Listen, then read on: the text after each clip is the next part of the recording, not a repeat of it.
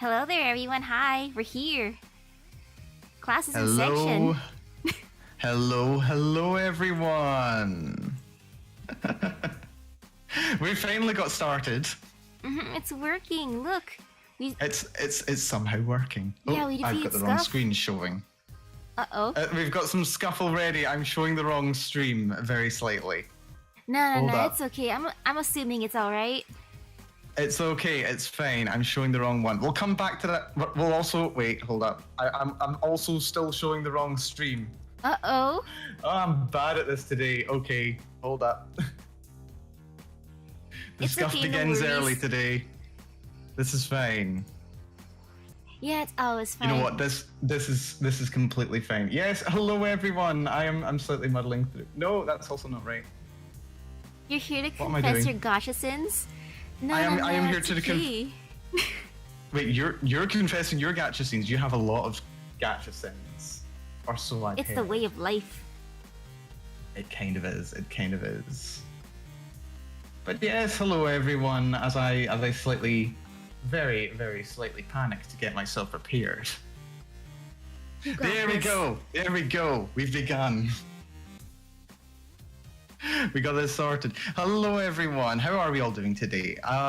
Shall we go for self-introductions? I need to cool myself down. Misaki, go. Sure, hello everyone. Welcome to Gacha Talk. Welcome to Gacha Hell. My name is Misaki Nobunaga, and I'm a Gachaholic. I live part-time in Gacha Hell. It's rather nice, actually. Surprisingly. Gotcha. Is it good weather this time of year? It's very hot, but it's okay. Yep. Oh well. Do you like the good heat? You know, have you got a good view of the lava lake? Ah, yes. Unfortunately, I feel like the heat might be ruining my gacha luck because for some reason I Ooh. haven't been summoning who I've been wanting to in pretty much like most of the games that I play. Is this gacha karma coming up to catch up with you? There's Do no you such think? thing as gacha karma though. I think it's Is just there not? No, I mean it's just I feel like people are just inherently lucky or unlucky. And then sometimes, well, yeah, I don't have the epic luck that I see others have, but it's okay. Oh, it's a shame. It will come your way eventually, just it'll take statistically longer than it should, I think, is what's going to happen. Always remember, rate up is a lie. It's Rate up always is a lie. This is true. No matter the Luck game. is subservient. Luck is subservient to statistics. Exactly. Miracles are miracles because they're statistically unlikely. Exactly, sobs. Exactly. Unfortunately, gacha is all about statistics. But there is some luck in it as well, I suppose. I suppose you could say. But yes, I suppose I shall introduce myself. I am Malcolm Bell, the mad scientist of Amberglow. And I'm here to, if you didn't already see the spreadsheet beforehand, I'm here to look at the analysis of gacha. I am fascinated by gacha games. I have played a couple of gacha games in my time. I am nowhere near as far down the rabbit hole as Misaki is. I can only bow down to your experience, Misaki. Why, thank you. But what I do have is a good understanding, appreciation for statistics. I'm a nerd. I'm a nerd for statistics. I love statistics. So that's what I'm here for. I wanna understand the gacha. I want to become the gacha. That is why I'm here. That is what I am here for today. Man, imagining This is my understanding the gacha. I've been trying to sweet talk gacha- it. I offer it food. It only works sometimes. And yes, Pokedude, I did get Romulus on a ticket, but it's because I offered him my pho at the time. I remember, I'm like, hey Romulus, you like pho? If you come home to my Chaldea, I'll give you my dinner. And he came home. Okay, clearly, you know what you need to do. Your mistake is in offering the gacha food. The gacha does not care for food. The gacha cares for one thing and one thing only: the 3 digits on the back of your credit card. Oh, no wonder why it never works. I don't even have a credit card. Oh, sobs. Oh well, yeah. Clearly, you aren't taking this seriously enough. Take out a credit card, get the biggest credit limit you can, and go crazy. That's clearly what you have to do. That's what you're doing wrong. Oh man, that's how I gotta step up my game. I see, I understand. One day I Okay, get a credit card. for the sake of my ethics, I have to say this is the worst advice I could possibly offer for gacha games. This is the worst advice I could offer. No, this is like the opposite of what we're trying to achieve with this stream, or what I'm trying to achieve with this stream anyway. It's to encourage people to not be quite so, well, actually, is it even to encourage people to be less whalish? I don't know. Maybe it's encouraging people to understand the gacha so they know why they do it, rather than just because it's fun. Maybe. It's always because it's fun. Nah. It is fun though. It is fun.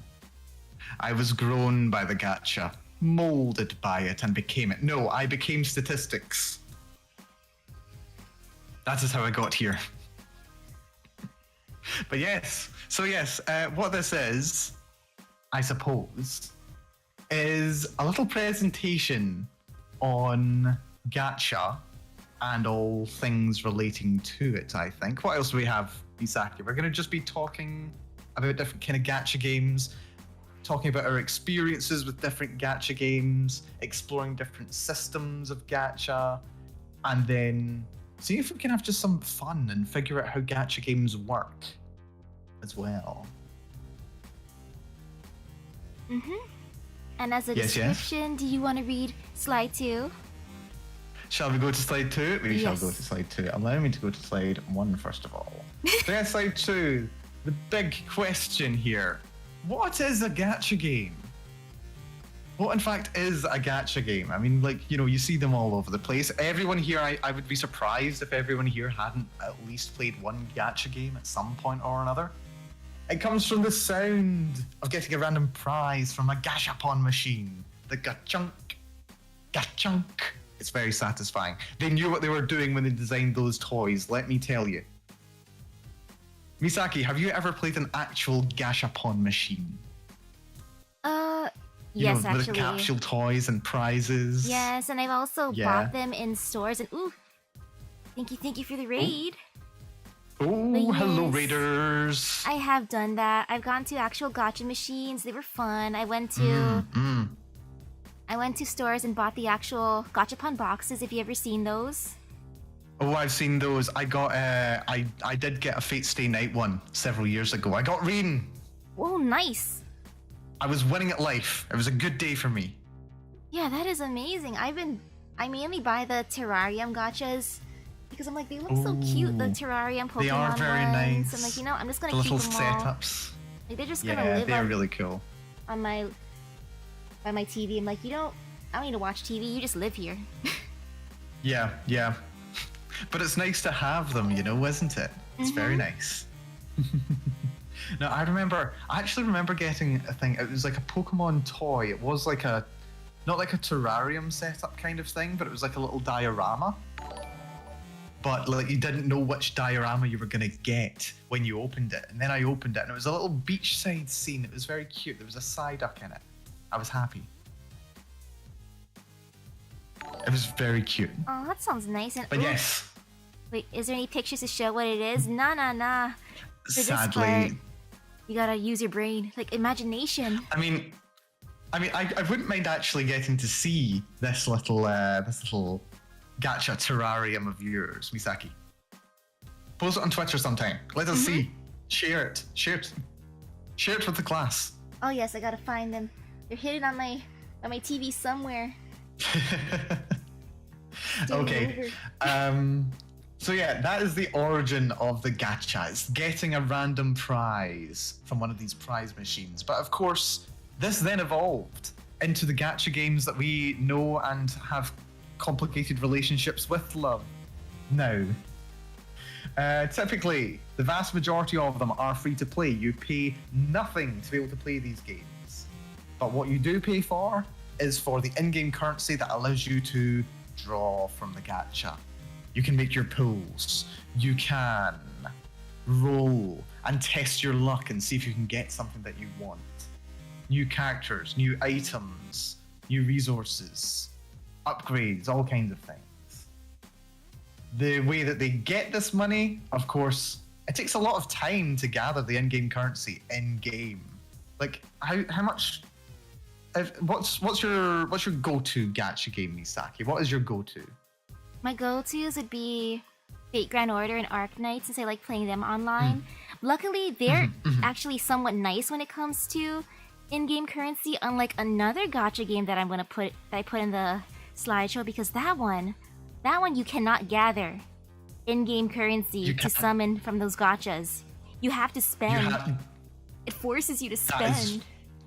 That is a very aggressive gacha system right there. But yeah, we've got some Arknights. I see there's some people in my chat who are fans of Arknights as well, of course. It seems a popular one. And of course, Fate Grand Order, one of the granddaddies of the genre. But yeah, so just as a curiosity, Misaki, for you, how long would you say it would take you to collect enough in-game currency to make one, like, 10 roll, or whatever the equivalent is in those games? How long do you think it takes? It depends. Like, if I'm still going through the main storyline, not that long. Let's say if I skip all the cutscenes and just focus on farming, it probably take maybe an hour or two, which is not that bad. But if I want to go through everything, like how I usually do on stream, that will take a lot longer. It just depends Slows on you how down a long lot. you want to do it.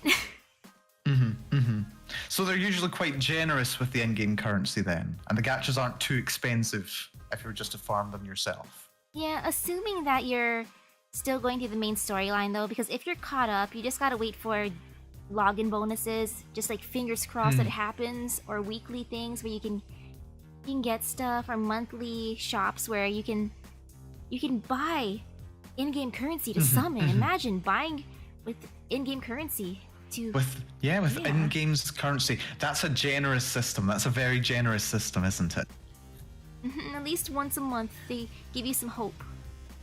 That's very good. That's very good. Not too aggressive then. That's nice.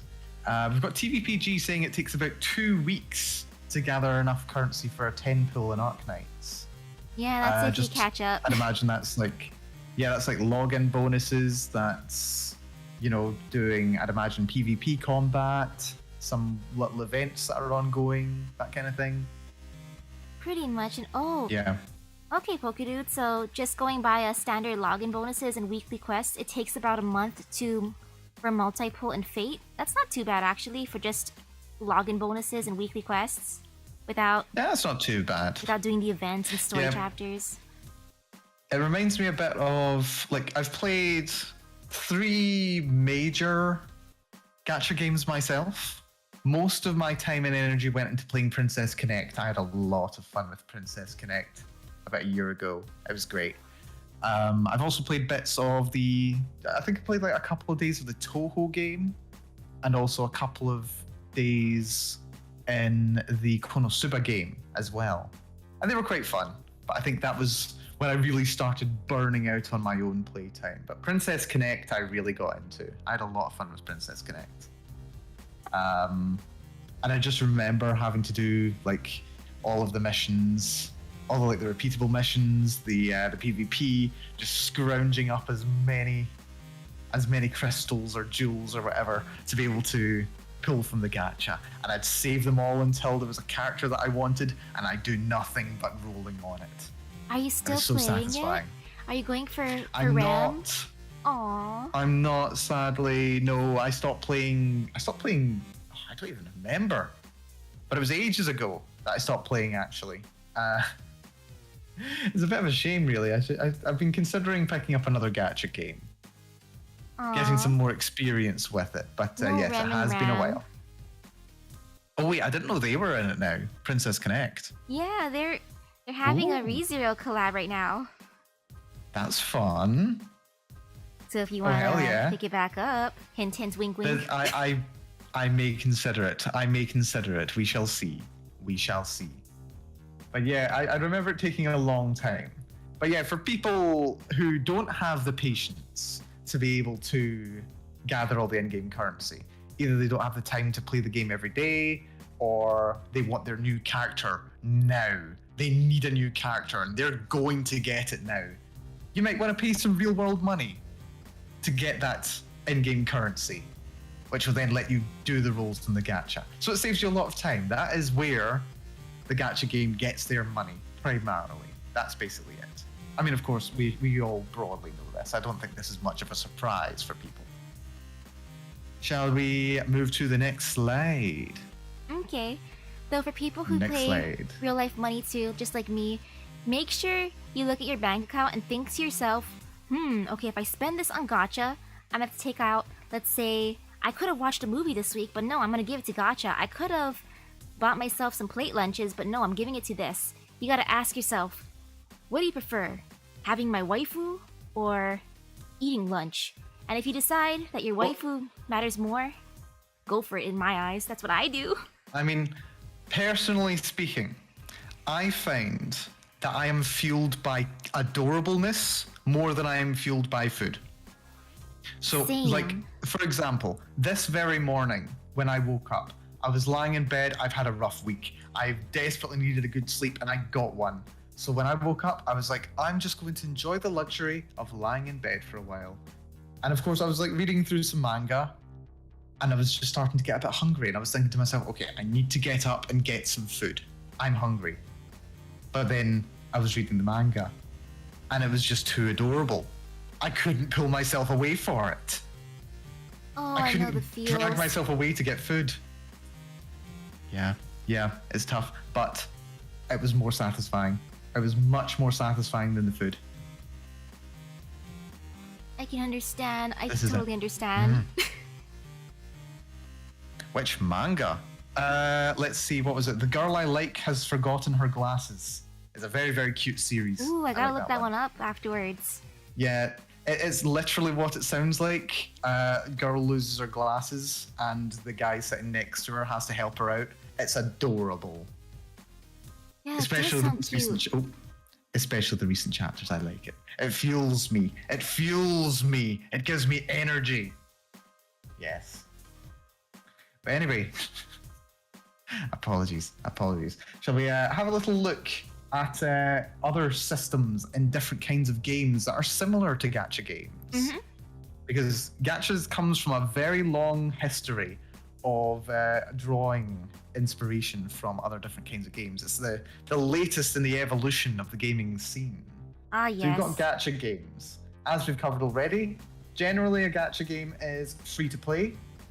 You get a random prize when you make your payment, and you get to access the gacha by using in-game currency that you can get, usually some combination of in-game and that you can just buy with real-world money. You've also got pay-to-win systems. So pay-to-win systems, you may remember them being very aggressive. Maybe about, I want to say 10 years ago, they really started flaring up when you started being able to pay microtransactions, and then the thing that you've just bought just guarantees that you win the game. I You wish my remember games that. were like that. You know, I I really wish that. know. I'm kind of jealous. Like, I would do that. I mean, there's some things that are similar. Like for Fate, every so often they have something called GSSR, so you're guaranteed to get an SSR for a paid currency. So that technically counts. Well, that's yeah, But it's yeah. random. I think Princess Connect had something like that as well, like increased chances of getting rares if you use real currency. Yeah. Pokemon Colosseum has a fair bit of pay to win. That's interesting. Fate Grand Order has a paid role only twice a year, but lets you have one guaranteed 5-star split into different categories. Ooh, I that's love very it, fun. but it's still gacha. They still make you. Yeah, you're like, okay, you know, I'm guaranteed an SSR. You know, I'm gonna spend some money, but then the thing is, you gotta choose which banner you want to summon from, so you're not guaranteed to get the one you want. It's a shame if you only get one choice as well. Also, hello Yakoneko, good to see ya. But yes, it's a real. But the problem with pay to win, you do remember that pay to win games, when they first came out, when they started being a thing, people just immediately started complaining because the people who are willing to pay money for the game, they automatically get a massive advantage over the rest of the players. Like, there's still a lot of complaints about this showing up in different online games. People don't like it when people can just buy their way to a guaranteed win.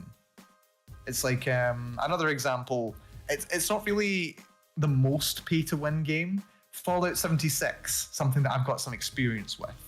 They released a new kind of battle royale mode because, of course, they did. That was the thing that was kind of popular a couple years ago. Where if you play it by default, you spawn into the game, which is it's a nuclear winter mode. So there's a burning circle of fire that closes in closer and closer. So you're running through the green wilderness, surrounded by red fire, and what are you wearing? A blue jumpsuit. You stick out like a sore thumb. But if you want, you can buy cosmetic items. And one of these cosmetic items is camouflage gear. Wow. It just changes your color to not being blue. So you can hide in amongst the foliage a bit better. So yeah, it's another subtle pay-to-win advantage that's right there. That was a little example there, aside from just getting ridiculously overpowered weapons and what have you. Wow, that's such it's a clever. mean system, though. That is so mean. It makes a significant difference. Yeah. So yeah, that would be an example of pay-to-win there. And then of course we've got loot boxes, which are still very popular these days. Yeah, usually it's a full price game. Oh yeah, pay-to-win, you use real world currency. Exclusively real world currency for pay-to-win. For loot boxes, usually they're associated with a full price game. It would be a game like FIFA, or maybe, I can't even think of examples. Some of the Call of Duty games, for example, where you would buy the full price game, and then if you want access to extra items, you can pay for the random prizes inside a loot box. So instead of being entirely monetized through the in-game currency like gacha systems are, it's more like supplementing the price of the game. It makes the game cheaper, except for those who want to make the payments for loot boxes. Spoiler alert. And yes, I keep talking. Call of Duty Mobile is gacha. It is. Call of Duty. But okay, we're actually going to have an interesting discussion here because, when you say gacha, yes, it's a free-to-play game. Yes, there are random prizes. And yes, it uses purchasable in-game currency. But it's a particularly aggressive form of gacha. It is. But we'll come to that later. We'll come to that later. Oh, Misaki, question. Did you ever... You like card games, don't you? Mm-hmm. You like trading card games. I think I do remember you taking part in a Yu-Gi-Oh tournament, didn't you? Several months ago. Yes, and then I also used to buy a bunch of boxes for Yu-Gi-Oh cards, and I also bought packets for Pokemon cards. Like, those are always exciting to open them. They really are. They really are expensive. They're expensive, but they're very fun to play. Yeah, they're fun, but nowadays... If you want to get into that, the only issue you're going to have to deal with is you have to be at stores exactly when they come out, or else people are going to buy it out instantly and then sell it online. So you got to watch out for those people. That's the problem.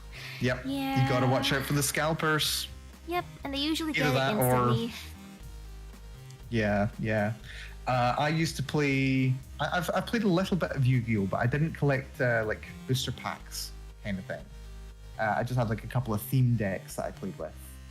I did play a bit more Magic the Gathering. I inherited a large box of them from some older kids at one point, so that was a lot of fun.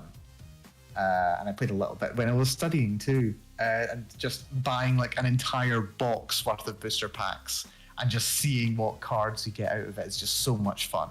It's just so good. But yeah, trading card games, one of the ancestors of a gacha system. It's kind of more similar to the loot box though, because of course you do have to use real world currency to be able to access the game. If you don't have enough cards, you can't play. But you do get the random prizes, which is very true. But yeah, I think there's a lot of similarities in there as well. You get the random prizes, you get the random draw of them, and also you get some mechanical benefits for having bought more cards as well. And then we've got another example. We've got a relation to gambling in general. And it's a bit of a...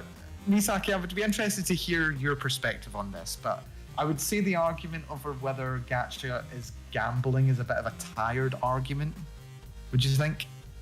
Yeah, plus at least for, like, when I compare myself to my dad, he likes gambling, so the thing is though, he gets angry than me because, at least in Gacha, no matter what, I still bring home someone. They might not be who I want, but I still bring someone home. While for gambling, Yes. there's a chance you just bring nothing home except for a bad mood because you literally lose everything.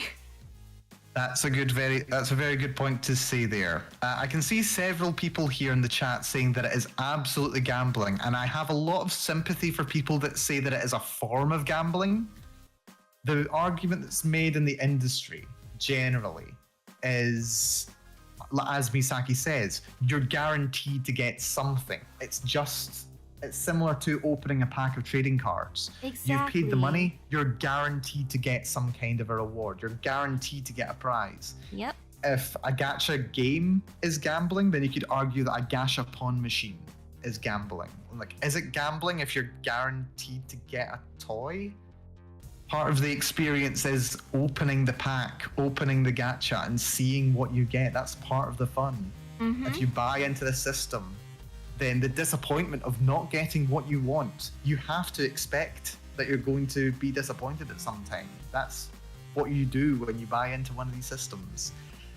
But I do agree generally that there definitely are a lot of crossovers with gambling. It plays on very similar psychology. So yeah, maybe it should be.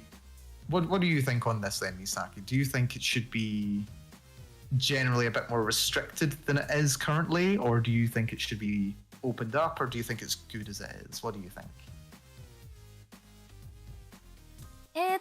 It's like a hybrid of both because I mean technically everything in a way is gambling if you want to think of it that way. Like I like your example, John. Like buying a pack of Skittles since you don't know how many of the flavors of a kind you're gonna get. I mean, I consider, but like you might consider that not gambling, but at the same time, I could put it in a gambling way. Like, yo, I'm expecting to get mainly red. Let's see what this pack opens. Opens up a pack of candy. Oh no, it's mainly green. Oh man.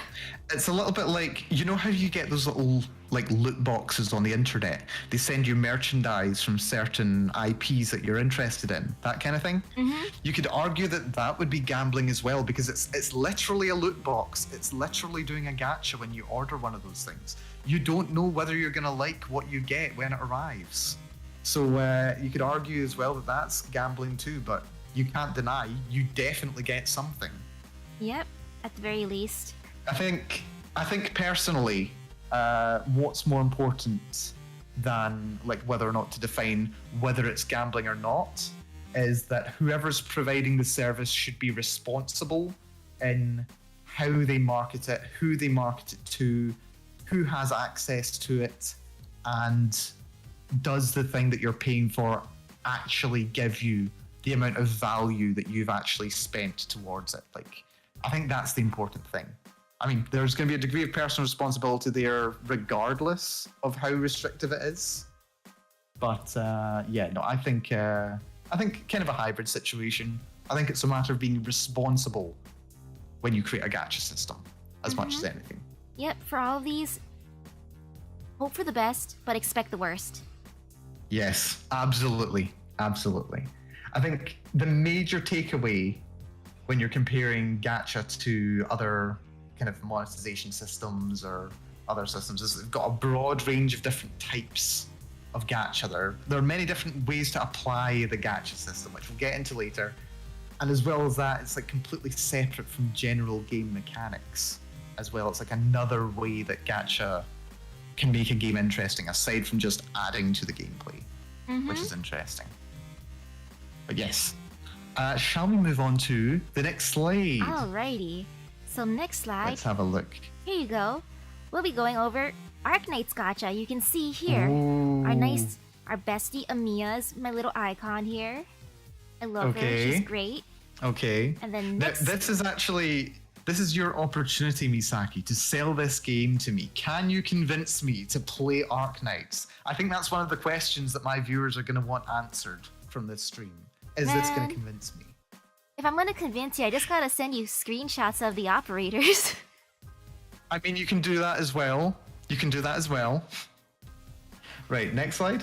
Yep, I feel like that's the most convincing argument, though. You just gotta send people pictures of the characters, and then until one catches their eye, like, oh, who's that? You know, I want to try to get them too.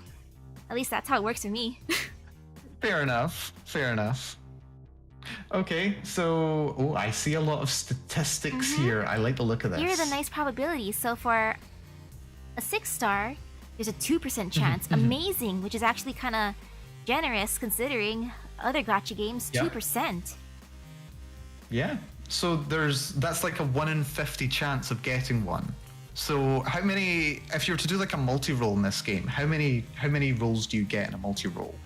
10. Plus the nice part is you get 10. Your first 10 roll, or as long as you get to 10, you're guaranteed a 5-star. I see that. Yeah. There's, as well as that. Yeah. Both.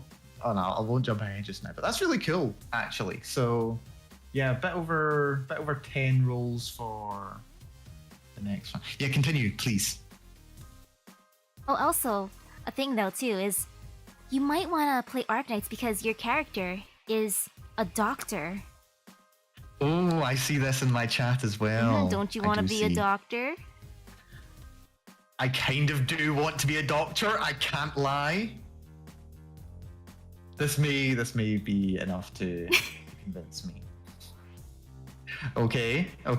For the 4 stars being a probability of 50%, like, I like 4 stars, I use them.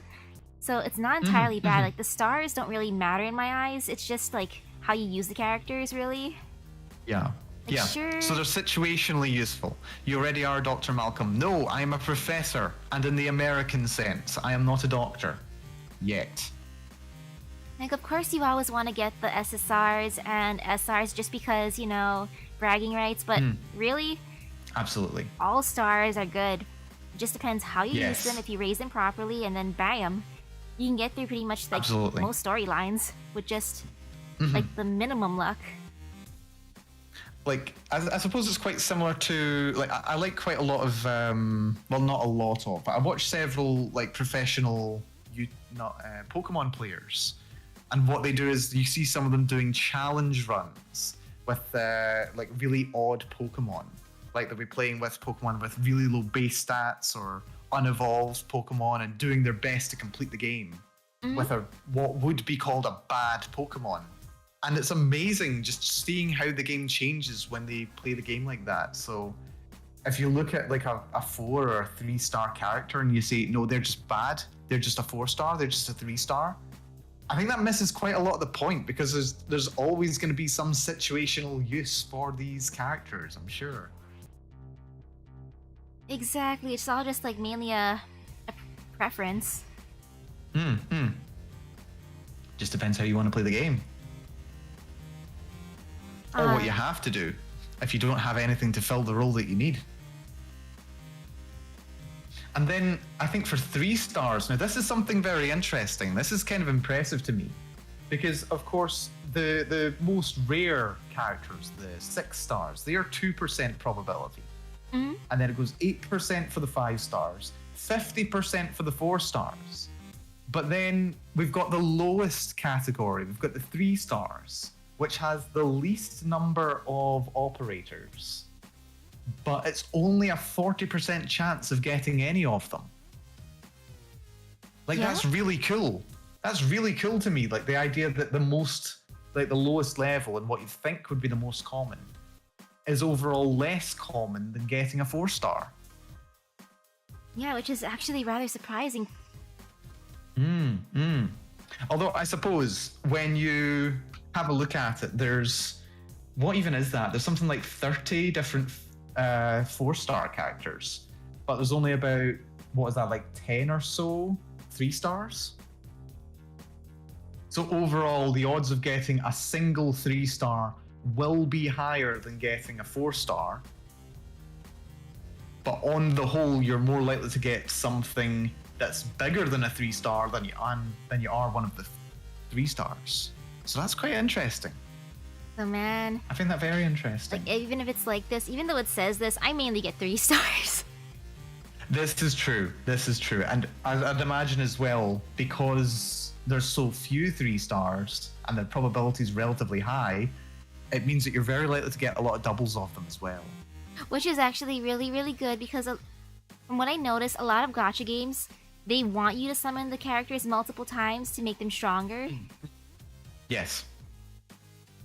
We'll be talking about that a bit more later on in one of the future slides, but can we get a little note on that with regards to Arknights? Because I'm interested. How do they handle getting doubles in the gacha? Oh man, for this game, if you get multiples of the same person, so sometimes it can make their cost less for redeployment, which is actually really, really good, especially since each time your operator like pretty much goes poof on the battlefield, you can bring them back eventually after the cooldown's done, but they're more expensive.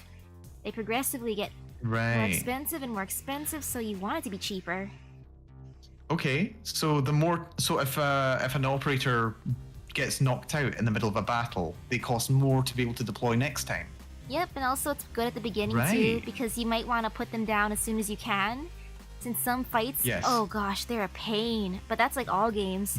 The further you get, the more difficult battles. Harder it gets, yeah. And you gotta be really, really quick. You gotta decide. You gotta do the math in your head. Who do I want to deploy first?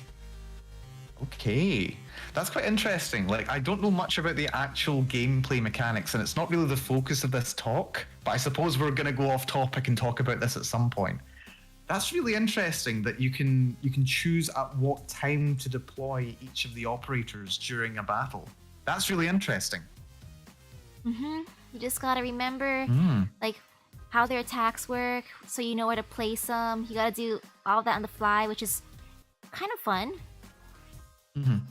Oh, yeah, it's basically a tower defense game, as Araxis points out in the chat.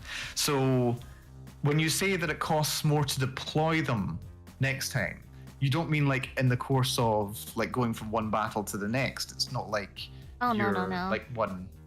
It's like deployment within the same conflict, within the same battle event kind of thing. Yes. Or the same scenario. You have, if you were to redeploy them, it costs a lot. Like if it was just over time, oh, that would hurt so much. That would, if it was a constantly accumulating cost increase, that would be expensive. Because my first thought of this, my first thought when I heard that was quite similar to how it works in World of Warcraft. Because in that one, if you get knocked out and you decide to, what is it? I'm pretty sure they used to have a system like this. Correct me if I'm wrong, chat. If you revived at a spirit healer, it used to be way back when that you would get like a summoning sickness where you'd get a debuff for like an hour for not being able to retrieve back at your body, and it would stay there if you logged out and logged back in an hour later. It has to be in game time that passes, and then also it would cost progressively more money to be able to revive. Oh gosh, really? This is how they. I do vaguely remember this. This was around the time of Wrath of the Lich King, so like the second major expansion that they used to do a system like that. I think they've got rid of it now because I don't recognize it in what I've seen from World of Warcraft more recently. Oh, but man, that was an interesting system. Well, I suppose it's kind of a difference between the problems that gacha games and MMOs are trying to solve. With an MMO, you're much more concerned about making sure that the player economy doesn't go crazy. There's not too much gold running around. Whereas in a gacha game, you want to motivate people to keep using the gacha. So being able to reduce the cost of deploying one of your characters is a really big bonus and a really big reason to want to get duplicates. So yeah, there's kind of differing. They're trying to solve different questions there. If that kind of system was in a MMO, especially if it was a pay-to-win MMO system, that would be very aggressive marketing right there. Very aggressive monetization. But fortunately, it was just in-game currency, and buying in-game currency with real-world currency was against the terms of service. You could get account banned for that. Wait, really? So it does not count. Oh yeah, no, it's illegal. You hear about it all the time. One of the things that you used to have, and I believe they still do to a degree, they would have accounts running in, well, the stereotype was that they would have accounts in China that were doing nothing but farming gold and then selling that gold online for profit. What That is the? very illegal, but you could do it. Huh. Or rather, not illegal, but against the terms of service. It was amazing. It was amazing. You could actually pay like, what would be like $50 and get like a crazy amount of gold. Wow, that is... I didn't know that would be against terms of service, though. Yeah, no. Well, if it was... It's more because you're exchanging in-game goods and services for real-world money, which, you know, in the early 2000s, early mid-2000s, they hadn't really prepared for that. And also, in a legal sense, they didn't want to be seen as facilitating that. They didn't want people to be able to do that. Okay, These that days, makes buying sense. in-game currency is... These days, like, I'd imagine the gaming industry in general has kind of matured. They know where they stand in terms of legality, so they can allow in-game money transactions for real money. Mm-hmm. But yeah, maybe we'll have another talk at some point in future about MMO systems, because again, while I don't play a lot of MMO systems, I am fascinated by them. Oh, And man. that goes, well, that's why I'm here talking about gacha games right now. Game economies and game systems are just so interesting to me. MMO, I'm like confused about that. I'm a noob about that.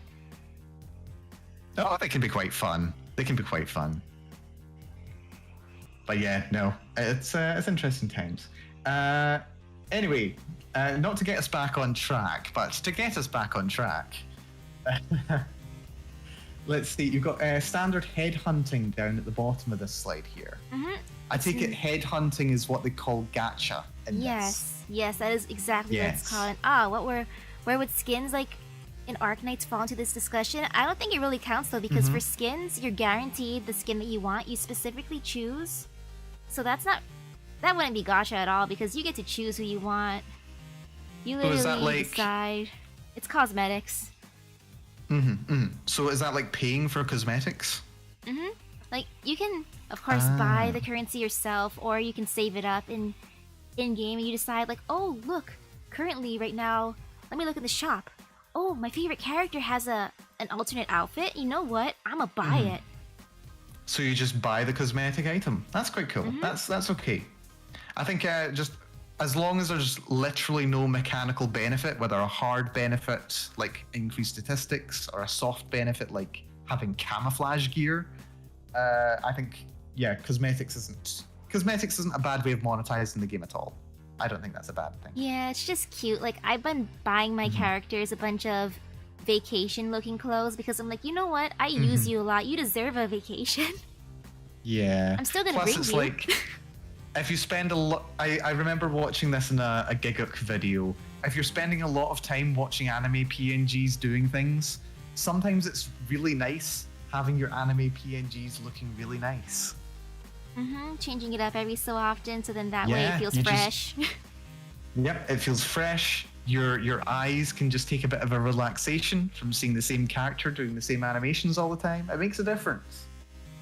But yeah, for the standard headhunting, they're pretty nice Yes. about it. So after 50 rolls, you kind of get slight pity because it's like, oh, you didn't get any 6 stars at this point. You know, I'm going to increase your odds from 2% to 4%.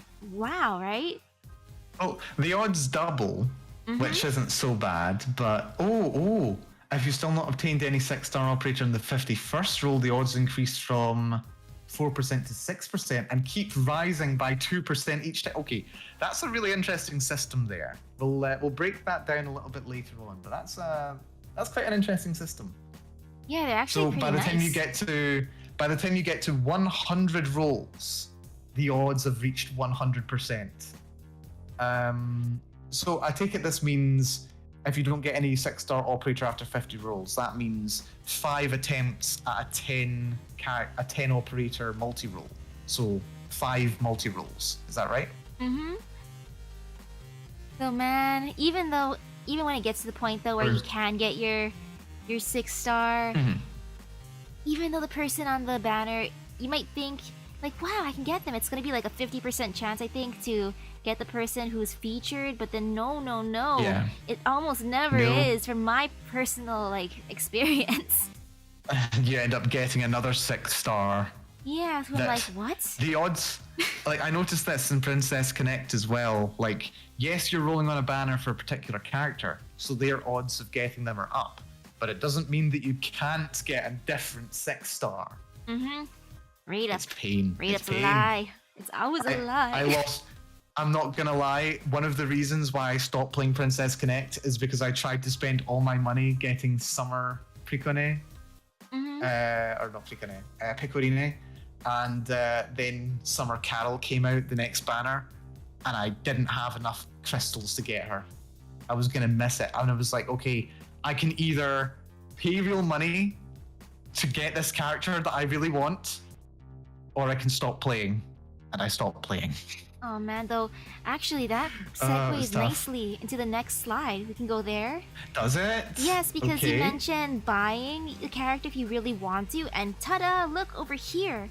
If you really, really want to get a character that's on a specific banner, like sometimes they're nice and they put it in a certificate shop. As you can see here, you can spend the gold certificates to buy people. And of course, you get gold Ooh. certificates by summoning like a 6-star or a 5-star. Ah, so these are these like if you roll a rare character, you get this money in addition to getting that roll?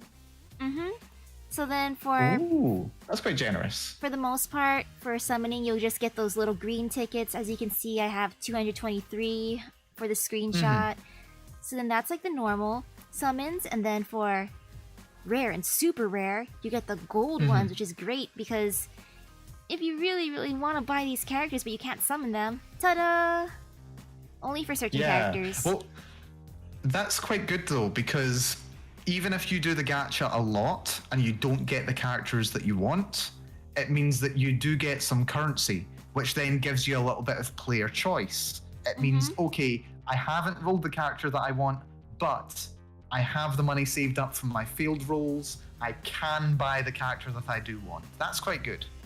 Like, they're at least nice about it in that way. So I'm like, thank you, game. Thank you. Plus, the certificates, the golden ones, never expire, so you can just save them for like a future banner, which I like because I hate when they expire. When currency expires, it's the worst. It gives me pain. Yeah, Princess Connect did that as well. If you rolled up to 30 times on a banner, then you would be able to get like a guaranteed pick of whatever character was on the banner. But it didn't carry over to the next banner. Oh, I so you'd have hate to start that. from zero again. And the thing is, if you don't spend money, then the odds of you actually being able to make all those rolls was really low. Like, you would never be able to farm enough crystals every month to be able to get the top level of the banner. You have to pay money to do it, Oh, that or you have breaks to save me. up months in advance. It's painful. No, at least for us, because But we're no, English speaking, it's not that bad because most of the games that we're playing, like, they're way, way behind compared to the original games, whatever the respective languages are. So at least we get future vision. So we know who to save This up is for true. if we really, really We know what's don't want to coming. pay. But will That's we? good. That's Questionable. good.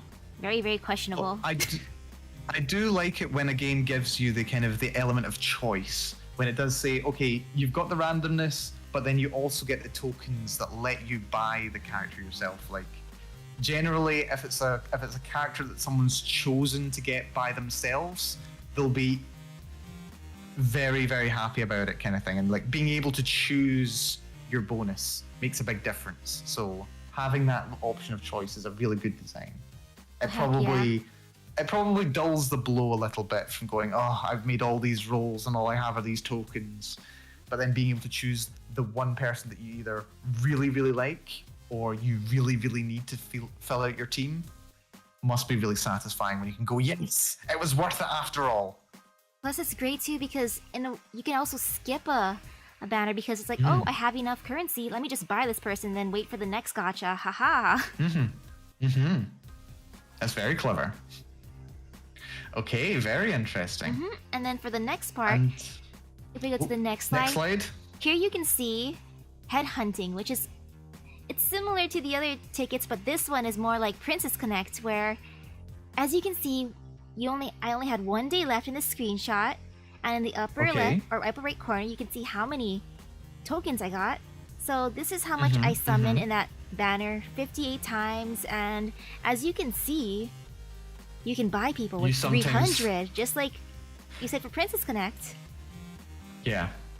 It was like, 10 rolls you'd have to do, which does work up to like 300 rolls as well. But yeah, it's a thing. Yeah. I think 300 seems to be kind of the good number to go for. I like wonder 300 who decided rolls, that. and then you get.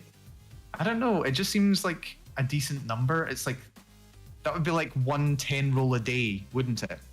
So if you limited yourself to 1 10 roll a day for the course of a month-long banner, then you would guaranteed get what you wanted if you hadn't got it by. They're never a month rolling. Though. They're only a few weeks. It makes you like sad. You're like, okay, I gotta do it. Like, come on, come home. And well, maybe we'll be. do. Yeah, maybe looking at some examples of gacha games. Maybe we can do some reverse engineering of gacha games and see if we can figure out some of the logic behind them. Ah, At yes. some point, that'd be fun. I'm hoping that they can maybe get some kind of insight there. But that's very interesting. So that would be saving up 300 rolls, and then you can just choose which of these characters that you want. Yep, for specific banners at least. So I prefer my golden tickets just because they last forever. I don't feel sad. But when this, you can save them for you can save months them. or years. Yeah. For these ones though, if you don't use them, at least it's nice because it transforms into a different currency once this is over. So you can at least use it to buy items. So it's not a total waste. Well, that's good. It just means that, if you don't manage to get anything from it, you can still get something from it. That's much better than Princess Connect, where all your tokens from having used the gacha at all are just disappeared. And you get... Wait, no, if memory serves, you did get something from it, but it wasn't much. Like, I think it was so little it basically didn't count as anything. Oh, that I don't is remember. pain. It's utter pain. Oh well. Oh well. But yeah, another interesting system. Now shall we next? Yep. Next one. Next slide. Next slide.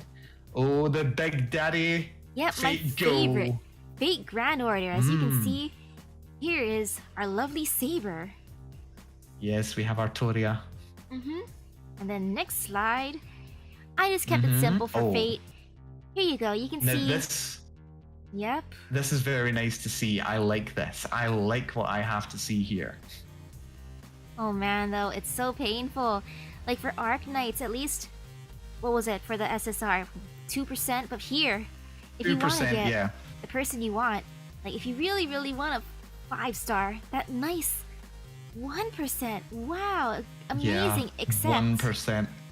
Except for the pickups, specifically if you want those people on the banner, like, oh look, I really, really want Voyager, but he's a 0.8%. Amazing, but painful. That's insanely low. And just look at the way that it's laid out as well, because the servants are, of course, the characters that you can use in the game. But the trick is that you only have a 44% chance of getting a servant. That's not even half of your rolls are going to get you a servant, whether it's one you've got or not. Because you've also got craft essences, and I take it those are used for, like, improving your character's equipment or their level or something? Their equipment, so then they give you different bonuses, which I like, even for events too. Right. It gives you, like, extra drops, so I'm like, I need this to an extent. I do need it. Okay. So it's like, equipment upgrades kind of thing. Okay. And then... Like, of course, for both, if you get multiples of the same one, even for craft essences, it increases it, which is nice. How at least even for craft essences, getting multiples is a good thing. That's good. So that's one of the important features about a gacha game I've learned is, do the duplicates matter? Do you get benefit from having duplicates of the same? It's good that there's a system for that in there. Yep, you can make yourself buffer. My question just now is, where does the pick up servants thing come in? Because the rate for that is really slow, but it obviously doesn't appear within the Saint Quartz summon distribution rate. How do you access the pickup servants or the pickup craft essences? So for the pickup ones, those are the ones that are being featured. That's why rate up is a lie. It's like, oh look, this banner interests me. I like these two people, but look at the chances of actually getting them. Okay. So would this be like, if it was a pickup servant, this would be, for example, on a banner, this would be like, in addition to the regular Saint Quartz, these would be new rates. The Saint Quartz rates would be adjusted, and these would be the published rates for the new servants and the new craft essences that you could potentially get. For the featured ones. So if you get there's a 1% chance of getting a 5-star, but if you really want specifically Voyager, within that 1%, there's a... It would be 0.8% chance. 8%, yeah, amazing. So you would have to pull slightly more than, like, there's a chance that if you manage to get a 5-star, you wouldn't even get Voyager. Yep. Wow. And does this always run as well? So no matter what time of year it is, no matter what banner's running, if you do a Saint Quartz, there'll be an 80% chance that you get whatever the 5-star one, and then a 50% chance of getting the 4-star one. Is that generally how they work? Pretty much. You just gotta make sure the banner, people on the banners who you really want to try for, but then of course rate up is a lie. Like, I went through, I forget how many summons for this banner, and I did not get either of the 2 pickup servants. Right. But I did get the essences. Sobs. That's pain. Okay, so basically all the rest of... I'm gonna continue asking dumb questions. So for the 5 stars, all the other 5-star options would only be a 20% chance of getting any of them. Is that right? Theoretically. Like pretty much. At least for the other ones in the banner, they're all great in their own way. Of course, that goes for any star, really. Of course. And at least for this one, but the odds is... you get 3 stars or above, versus friend summons, which is like free. Like you can get it literally friend points from just bringing along your friends. You can get lower, like 3 and lower. Amazing. Okay, well, that's really interesting. That's an interesting system. Because I remember you sent me this screenshot a while ago, and I remember looking at it and thinking, okay, these numbers at the top add up to 100%, but what are the rest of it? So, yeah, no, I actually get this now. I actually feel like I could approach this gacha and understand what was happening now. Because, there's so much flashy graphics on them, they overwhelm you. And then unfortunately for this game, currently our version of the game does not have a pity system, but later on there will be one implemented. At least they have it in Japan right now. Oh well, fingers crossed. How long do we need to wait for that? It's usually like our game is about 2 years in the past. I forget at this point like 2 what years is that? behind. So maybe a Wow. year. It must really suck if they do like a tie-in with another one of the Fate projects that's come out. Like if they do a tie-in for what's it called? The Heaven's Feel movies. If they did a tie-in with that, and then you have to wait another 2 years before you get the bonuses from those movies coming out. It does look nice though. At least you can see the future. It's like, wow, I can plan 2 years in advance, but will I actually plan? Probably not. Yeah, probably not. But that's interesting. You get all that information ahead of time. And it's interesting that they don't bother learning from the mistakes that they made in previous runs. Like, you'd think if they made such a big quality of life improvement like that, they would roll it out at launch for the international audiences, And there is a sort of pity system, but only super whales can use it. Once you have 5 copies of the 5-star, every copy after that gives you an unregistered spirit origin. Oh yeah, I forgot about that little store. Or that one little section. So you can actually, getting 10 of those lets you pick any 5-star you want that can be currently summoned. That is kind of nice, but that's interesting. Will I ever be able to do that? No. I'm going to segue back for a second to a pseudo MMO. I'm going to talk about Fallout 76 for a second, because that kind of jogged my memory on how the legendary system for that worked. if you're not familiar with it, in Fallout 4, Fallout introduced the idea of legendary items. So you would find an enemy rather, and their name would say legendary, and they'd have a star next to their name. And when you killed them, they'd have a unique piece of armor or weaponry on them. It would just be like a regular piece of armor or weapon that you could pick up, but it's got some kind of special effect. Either you deal more damage to a certain enemy type, or it's explosive, or you never need to reload it, or anything like that. And then there's armor as well. It could increase your action points while sprinting, so you can sprint longer, reduces damage from enemies, all this kinds of stuff. In Fallout 76, they added a legendary system where you could get up to 3-star legendaries, which would be multiple legendary effects stacked on top of each other. So you really want to be getting those 3-star legendaries with all of the legendary effects that you want to get. But then, of course, they realized shortly after launch, because I was playing it at launch and for a couple of months afterwards, they realized that people were sitting on huge numbers of legendary items that they weren't able to use because they were just a really bad selection of them. And people were really frustrated that it took so long to get good items. So they introduced a little trade-in shop. You take the legendaries you don't want, and then you get legendary script, which you can use to roll in a gacha for a random item of either 1, 2, or 3 stars with a chance of getting better effects on it. That was really fun. I actually liked that system. It's a problematic system, but I enjoyed it. I enjoyed playing it for a while. Oh man, the chance of getting the thing that you want though, ugh. Especially for effects. Oh, that's kind of painful to me. I feel fear. If you really wanted to have all of the best effects that you could possibly have, if you had particular effects for your build that you wanted, it could be tough. Can you trade? Yes, fortunately, one of the advantages that game had over a gacha system is that it was a bit more like an MMO in which you could actually trade with other players if you wanted. Wow, you can so just nice. drop it on the ground, or you can sell it in a shop when they implemented that. So that wasn't too bad. I like that you could actually trade items between players if you didn't want them. That was good. Yeah, that is super nice.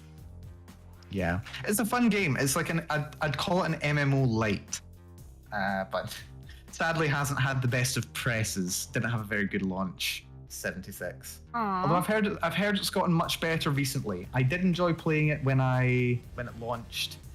I dropped out of it for a couple of years, but I've heard it's gotten a lot better now. It's a bit more like an actual Fallout game, a bit more like an actual MMO. So who knows? Maybe I'll drop into it and play it for a bit. Man, Maybe this weekend. Yeah, it's Let me know it's how not it too is if you bad. play it then. I will. It's not too bad. I'd say it's better than people give it credit for, I think. But anyway, that's more of a tangent about how their gacha system works as much as anything. I'm just seeing some similarities here is why I bring it up. Is there anything else more that you want to discuss about Fate Go? Not really for this one. So next one. Oh man. Next one. Call of Duty Mobile. Yo. Call of Duty Mobile. Okay, everyone. I'm just gonna tell you this. My slides, for some reason, I don't know what happened, but on my phone, I can see all the slides that I uploaded because I tested out the gacha system. I spent $25 yesterday just to add slides, but for some reason, on our computers, it's not showing any of the pictures. I genuinely didn't realize you'd put so much time and effort into this. I'm impressed. Yeah, I was like, you know what? I'm gonna spend $25 just to show off, like, how this gacha system is way different than the others, but then, of course, it's not letting me show off for some reason. It's like, you didn't get what you want, you're gonna talk shit about us. If I had a hat, I would take it off to you, Misaki. The dedication is much appreciated. So... But okay, Call of Duty Mobile. What inspired you to pick up Call of Duty Mobile? I was recommended it, so I'm like, okay, I'll try it. I don't think I can ever play it on stream, though, because I cannot play it on my laptop. I have to use my phone, since, you know, you gotta aim and then fire, and then I'm on the computer. I'm not sure how it's gonna turn out from a mobile game to, you know... Yeah, like I do remember trying to stream, I think it was just on the Amberglow server. I was streaming when I was playing some Princess Connect last year. I think this was before debut. Mhm. And if you're on a Windows computer, there's like a My Phone app that can let you stream from your phone to your PC and then use your phone screen just using the mouse. But you can also, of course, use the touch controls on the screen itself. It has a bit of lag. It doesn't have the best frame rate, but maybe that would let you play. So doesn't it also depend on what type of phone you have? I have an iPhone. Yeah, I know that the app that's there does work for Windows and it works for Android. There's probably a version that works for iPhone as well. I think there is a way to like mirror your iPhone screen on your PC. I would maybe give it a look. I think there is a way to do it. Android emulators usually let you map keys or buttons to the touchscreen. I don't have a touchscreen though for my laptop. My laptop, I didn't get the fancy kind. Yeah. You definitely can mirror on your. You definitely can mirror it to PC. I've had confirmation from my chat. Thank you, Tsubasa.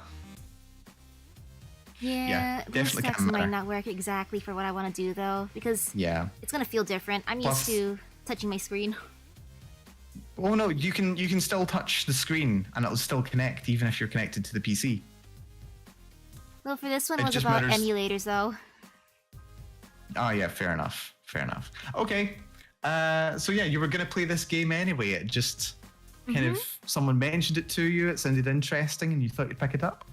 Yep. So then for the next slide, this is the one that I summoned from. I'll tell you guys how it goes. So these are the lucky draw details. Look at the probability of rewards. Look at these. These are all the goodies. So they publish the individual rewards chance for individual weapons. That's interesting. The one that I personally wanted was the Cali sticks because they were funny. They looked hilarious because when you bonk someone, the animation is them turning into like bandages. So I'm like, darn, that sounds fun. If I get that, I wouldn't mind. So I'm just gonna go to my screenshots real quick because I can't show it on screen. I'm gonna read you guys how the summoning went. So $25. Okay, $25. How did you do? What does $25 get you in Call of Duty? So within Call of Duty, $25 gets you... You scroll to the top. Yes. It gave me 2,400 tokens, which sounds like a lot, doesn't it? It doesn't sound like very much. Okay, never mind then. I mean, it sounds like a lot if you... The thing is, we don't know what to compare it to. What does 2,000 tokens get you? Like for $80, if I spend it in fake grand order, I get like 80 sane cords pretty much, or something like that. Yeah. So yeah. So it's like $1 per. And yes, Call of Duty does have a gacha. So this is what I did for science. I can't show it on screen, sadly, because for some reason my PowerPoint won't show it. So very sadly, mine either. 2,400 for $25. So the first summon from this gacha is 30 tokens, which sounds cheap. You're like, wow, that is amazing. First time, I got the tank skin. As you can see, the odds was 11%, which is meh. Okay. The second time, yeah, that's the winged lapis tank. Very cool. I love the ancient Egypt design here. That's very cool. And then the second time, the gachas increased from 30 tokens to 80. You're like, oh, that's kind of... Wait, what? Yeah, it more than doubled the price. So you're like, oof. It's nearly tripled the price of the gacha. It gets more expensive every time you pull. Yeah, which is sad in a way. But then, if you get what you want within like the 30, well, it's like, okay, it's not too bad. But with my luck, of course, I'm not going to get the sticks that I want. For 80 tokens, I got the Thumper Winged Lapis, as you can see over here. Let's see, where is it? The Thumper Winged Lapis, 4%. It's very pretty. That's not bad. So do you only get one item each time you pull? But the nice part is you can only get like one of each, so... Yes. Like, assuming that you want to collect everything, it's nice, but the progressive price increases, so it went from 30 to 80, and then to... Yeah, 30 to 80. 120. Which, it's like, wow, okay, 30, it didn't 80, increase. It didn't increase as much this time, You might be thinking, but then now, it's still expensive. Yeah, but now you're paying 4 times as much as your first roll. Exactly. That's how it wants to trick you in a way. That's how I see it. You're like, okay, for 120, what did I end up getting? I got the wingsuit, which is 29%. Okay. And I'm pretty sure, is that wingsuit not just basically a skin for your wingsuit? It is. Like you get a These wingsuit. are skins. These are all skins. I mean, some of them are skins, but yeah, I'm like, I don't even use a wingsuit really in the game. Well, some of them are skins. I take it you can get I think everybody has the option of a combat axe. Everyone has an option of a thumper or an AK-117. Some of them will be unique. Or like they'll be unique or have unique effects or whatever, but it seems like most of them are just skins, really. Oh, John has a question. Do you think the colors they use affects your motivation to pull? It does, it does. Like sometimes I do want, like, I would want cosmetics in games, like if it's a possibility for gacha. Like, yeah. It all depends, though. This one I just did for fun. Like looking at color theory, like of course you look at gold and you think gold things are valuable. Gold things are expensive. You know, if you look at any selection of things, if some of them are colored gold, you instinctively think this is the expensive stuff. This is the valuable stuff. This is the stuff I really want. Exactly. And even the choice of purple for the second-rate items. Purple itself is a very royal color. You see royalty all through history robed in purple.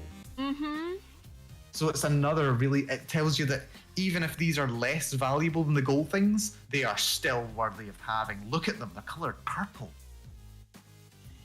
Like, they're amazing, aren't they? I want to play this. I want to play this gacha. I don't. I'm sorry. I'll pass on this game. So, okay, so the first one was 30 points. The second one was 80. The third one was 120. How does it progress beyond And there? then now, at this point, it became 300. 300? Yes. 300. That is insane. Like 10 times as much as the first roll, and you're only on 5.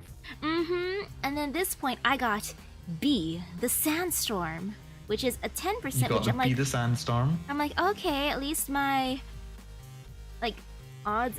As you can tell, I mainly got purple, which hurt. Of course. It did hurt because, of course, yes. Like the people who recommended me this game, they got the gold stuff within like their first 1 or 2 summons, and I'm like, of course. It's easy for them. Yeah, it's like easy for you to say. Okay, and then what was the fifth roll? What was that? After that, it becomes 500. 500? Yes. It gets so painful. What the actual hell? That's amazing. Okay, so if I'm correct, there are 10 items in this. There are 10 items in this box. Yeah. So I assume that means you can pull a maximum of 10 times on this gacha, yes. right? So what is number 6? How much does number 6 cost? Okay, so for my 500 pull, I ended up getting the Combat Axe Wing Lapis. As you can see, it's a 6%, which is like okay, I guess. Yeah.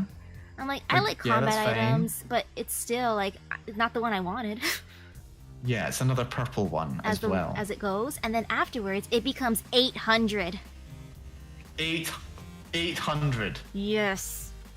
That's like as much as the last 2 pulls combined. You can see how expensive it's getting, and then for that one, I got Visitation. Which is a gold. You'd be maybe thinking, amazing, you got a gold, but look at the odds. Yep.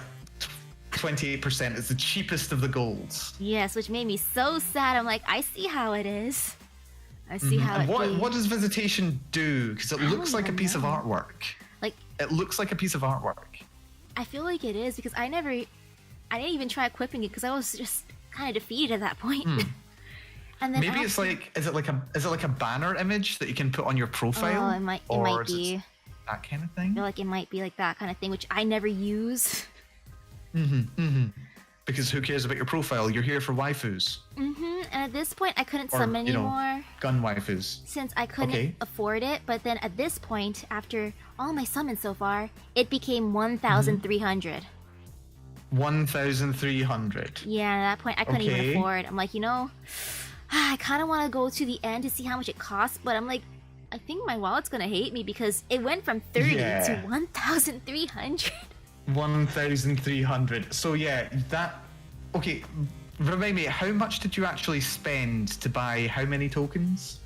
$25 for 2,400. 2,400. Okay. That's interesting. So yeah, it works out as slightly less than 1 cent, slightly more than 1 cent per token kind of thing. Yeah, then the so that means price. at the 1,300, that's basically $13. Yep. Okay, so that's at number 7 for 1,300. What was number 8? How much does that cost? Oh man, I don't even know. At that point, I'm like, I feel kind of scared. I feel fear. Okay, I'm gonna. Oh wait.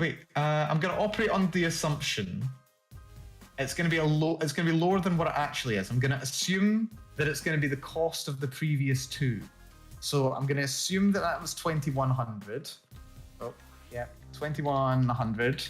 Then the next one's gonna be 3,400.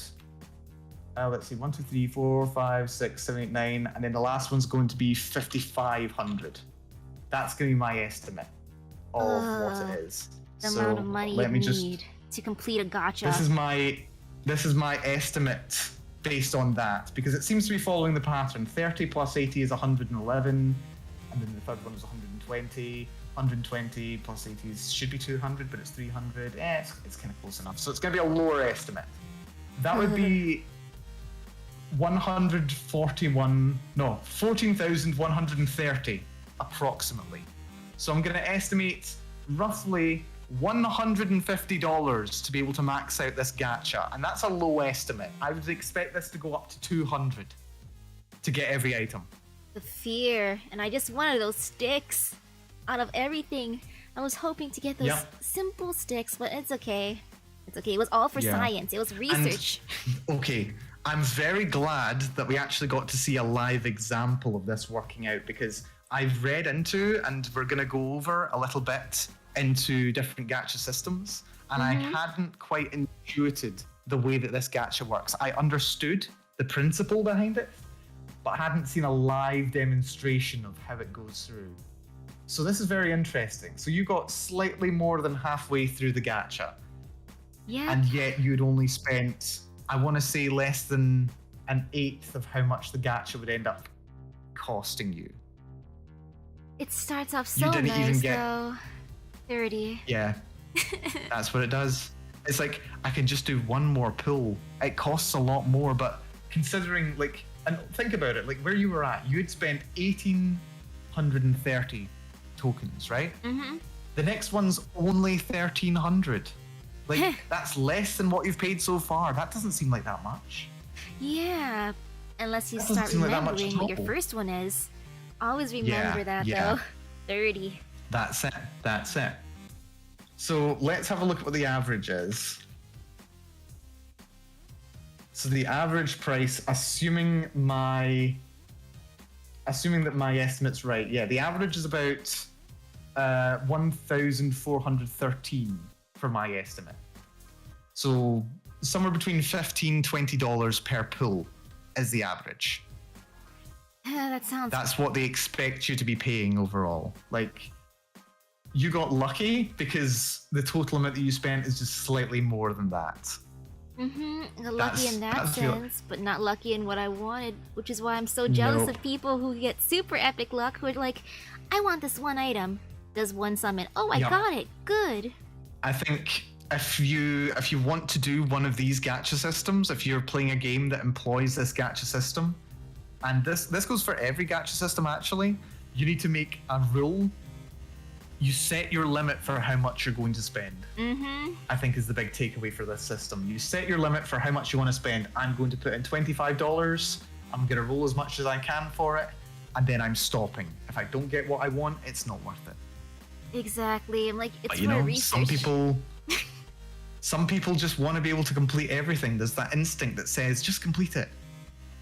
If I had the Compared to money, how much though, I've I spent, would this do it. next one's not too much more. You concern me sometimes, Misaki. I think that this stream is as much for your benefit as it is for mine. I think. Like, if I could, I would, but since I can't, I won't. At the Yeah, very that's least, I know it. that That's that limit. Okay, do you think, having had this experience with the gacha, do you think personally you would continue playing this game? Yeah, I'll play it free to play though, because otherwise I'm not really tempted unless, you know, if they ever have a loot box, or not really loot box, you know, a gacha system where I actually really want what's in it, I would go for it again, but as of right now, not really. There's nothing that interests me. Everything else, everything that's free for me to get in game, I'm satisfied with it. So there's no need to do the gacha as far as you're concerned. Yep. Could you tell me a little more? Like, I assume you played a couple of games with. I assume you played a couple of games with your draws from the gacha. Did you notice any major mechanical changes because of what you got? Did your tank like give you an advantage for having that skin? They just look Was nice. your combat axe better? I feel like they just really, it's just aesthetics, which Yeah, isn't so it's too bad. almost the aesthetics. If you're lucky enough to always get what you want, would the gacha lose its luster? No. It wouldn't lose its luster at all, to me anyways. Do you think any of the rewards that are there, do you think they do actually add mechanical bonuses? It's visuals for the most part, which I like though, like the sand sculptures, the Cali stick that I wanted. You bonk someone, they turn into bandages. Like, isn't that hilarious? That's quite cool. So it turns them into a collapsed mummy or something. That's quite cool. That's quite fun. Yeah, like that's what I really wanted. Is it $20 a pop fun? No. Like, would you pay $20 on its own for any one of these? Okay, if it's on its own, like I would just choose the sticks. That's it. If I can guarantee it. So, if you had a guarantee, you'd be willing to pay that much for something that you did want. Yes, if it's guaranteed. Okay. Otherwise, no, not really for this game I suppose specifically. this is probably why having, you know, the tokens from Fate Grand Order or from Arknights that let you buy the thing that you want, or like I think it was Arknights. It lets you buy the part of the gacha that you want. If you want that one piece, you can just buy it. Yep, I'm just sad So for it would this be game. nice. Yeah. It's the game where you And I have suppose- to spend. And it doesn't work either. It doesn't work with this system because all the items are in the box. If you pay enough money, you will get every item. You will get the item that you want. That's guaranteed. But you need to put your money down. If you're not lucky in the first couple, you need to put that money down. Pretty much, like for the most part, I would say this is like bragging right gachas because, of course, like the phantom skin. So your character would look like that. So imagine like you're just Which like is playing cool. as your noob outfit, like how I usually do. I just go in with my basic camel or white outfit that I got for free, and then you see people with the epic looking skins. You're like, it instills some fear actually because you're thinking to yourself, man, they must be a really good player if they're willing to pay. Yeah, but look at the odds of getting it though. 0.08% chance. Like, Yeah. So to put that into perspective here, I'm gonna get my calculator. Hold on. So 0.08%. Want to know the funny part too? The person who recommended me the game, they got the skin that they wanted within 3 Of summons. course they did. Yeah, of course. So the odds of getting what you want, it's 1 in 1,250. So see if you just use the first roll to try and get this, you would have to try the gacha 1,000 times to get that. So that's $375 on its own right there to be able to get the rarest item. That's how much you'd be expected to pay to get the skin on its own. Oh, that is big, big, big money. Ugh. Well, actually, no, 375. Yeah, that's right. Yeah, that's crazy. That's why I have to keep this gacha for last, just because it's so different from the other two. So yeah, good luck with that, basically. So yeah, that's the thing. A very interesting experience from this gacha game then. I'm very glad we got something so different from the other two as well. And Misaki, your sacrifice is most appreciated. You need the data because it's just so funny seeing the price increase. Oh my goodness. I actually want to know what the other prices were going to be. Like, how high does it actually go? Yeah, like, I'm tempted too, but at the same time, like, how much do I want to put into research? Yeah. I mean, like, I think the clever thing to do, so to speak, would be to, not actually pay the money yourself. Yeah. It would be to, like, look up online, how much is this going to cost me? But yeah, no, it's so expensive. It was good to see the actual example. Like, you were gonna do the gacha anyway, weren't you? Really? Plus, at least, like, sure, I could just look up someone else doing it, but you gotta see my luck. You have to witness just how, like, questionable my luck is. It was very interesting getting to see it, but all things considered, I don't think your luck wasn't great. You got literally all the most common items, because you did 6 pulls, didn't you? Yes, I pretty much got almost all the purples, plus so the one gold I got, purples, which is the most common one. one. Gold. Wait, did you get the winged lapis? I don't think you got the winged lapis. Yep, I got winged lapis. I got. Oh, you did. Yeah, the wingsuit. I got the tank. I got the combat axe. I got the thumper. I got Be the Sandstorm and the visitation. Wait, which purple did you not get? I think you got all the purples, didn't you? Oh, you didn't get the AK. Yeah. Ah, and yeah, that's the most rare item as well. So yeah, aside from Otherworldly Ruler, yeah, you got all the easy to get items. Yep. Because of course you did. Yes, because that's like it shows like basic luck, aka my luck. That's how it works out. This is dear.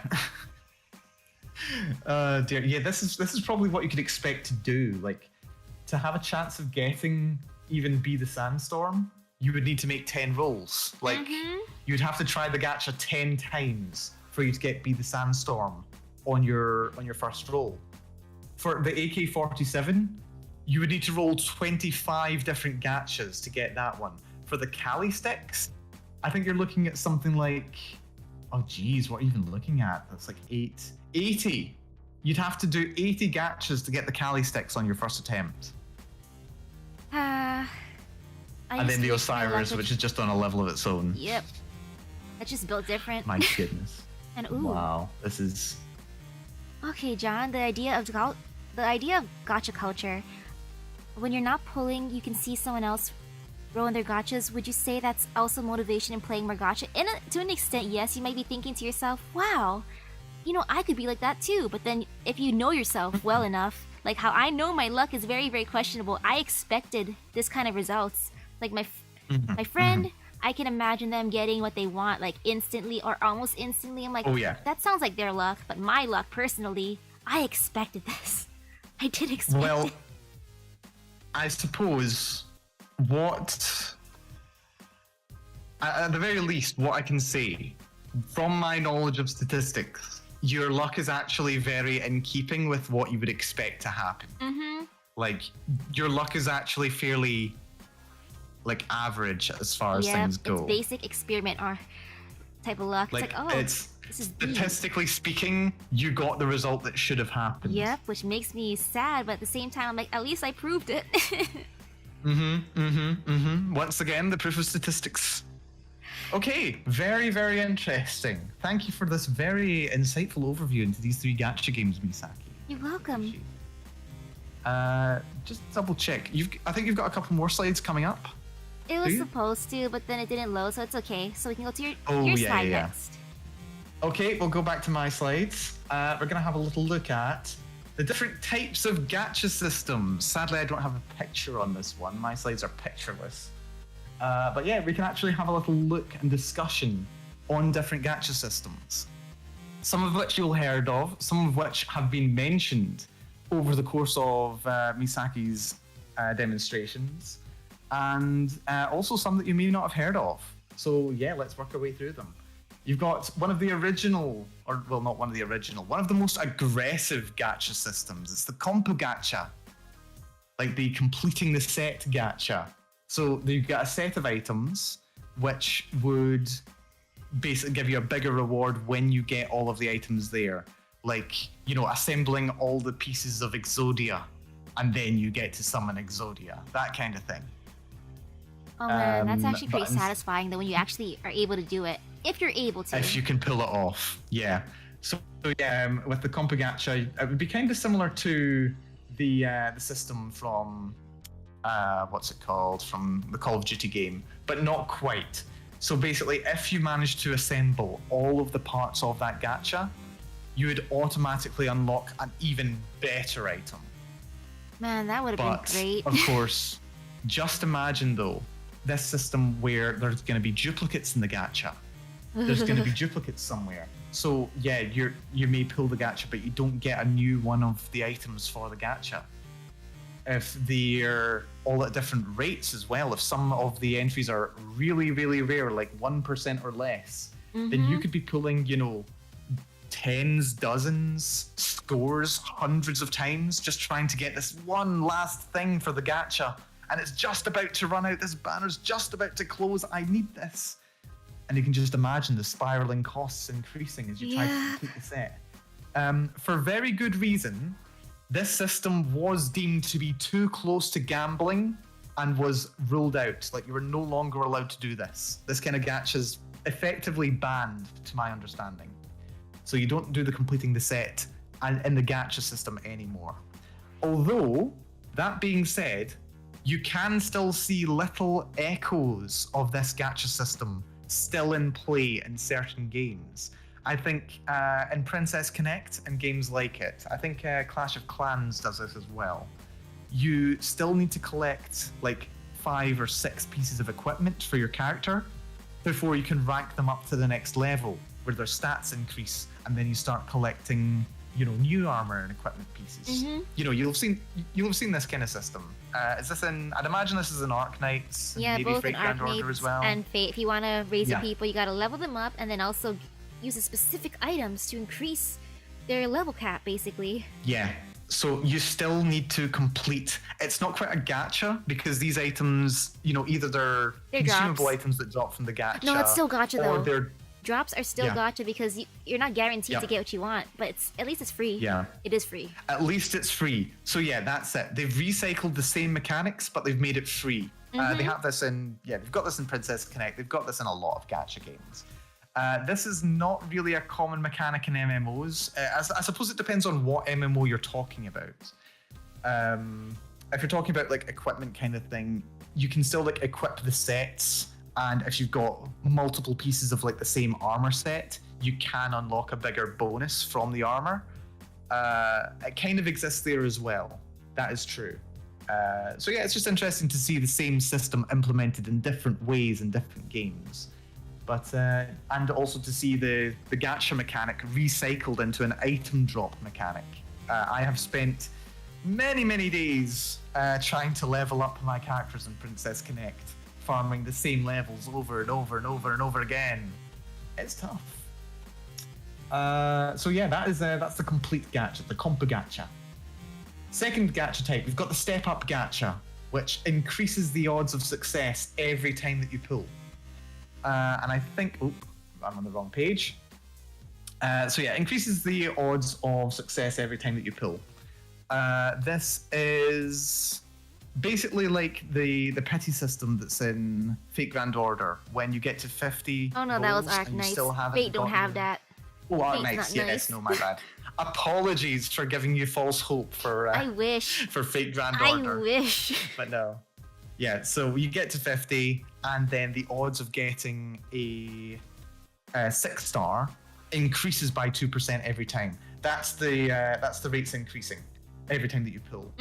There's also some games have it set so that when you reach like your 3rd pull, your 7th pull, your 10th pull, and then every so many pulls beyond that, you get a guaranteed like 5-star or higher character. So it kind of guarantees the odds of getting something good the more times that you've pulled.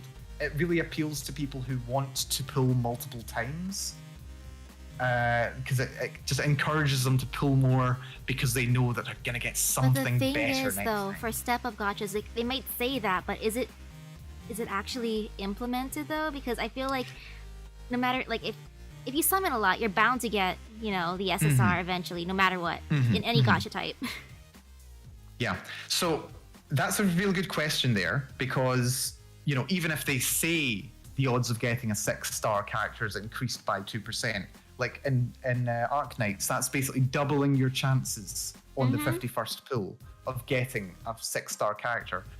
But the odds are still very much against you. It's only a 4% chance on that single roll of getting one. Like, it's a really low chance of getting it still.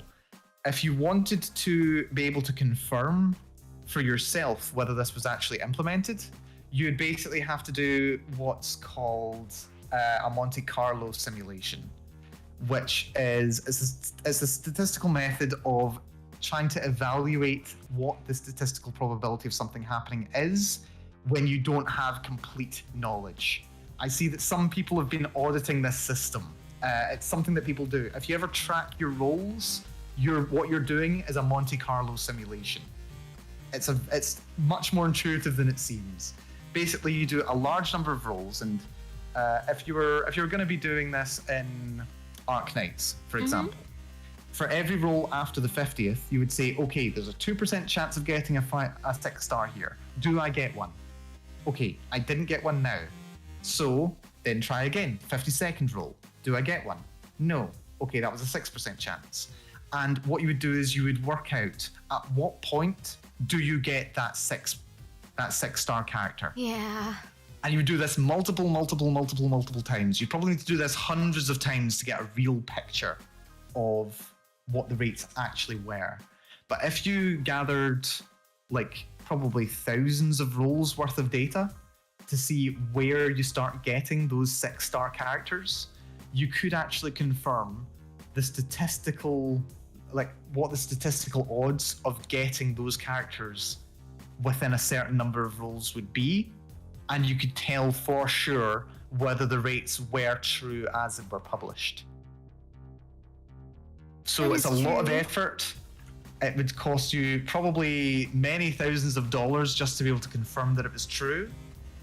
It would actually be really nice if the gacha games themselves just said, okay, we would like to report that for this month on this banner, there were, 130,000 rolls on this banner, and we're confirming on what roll people got. Man, I would love seeing that. Their 6-star. That would give me hope. If they actually published the results of their rolls, like they probably track it themselves. They need to know how much people are spending on stuff. They need to know at what point people are, getting the rewards that they should be getting. They track this stuff, believe me. They probably publish this stuff internally. They definitely do track it so that they know what rates to be setting things are. Are we being too cruel to the users?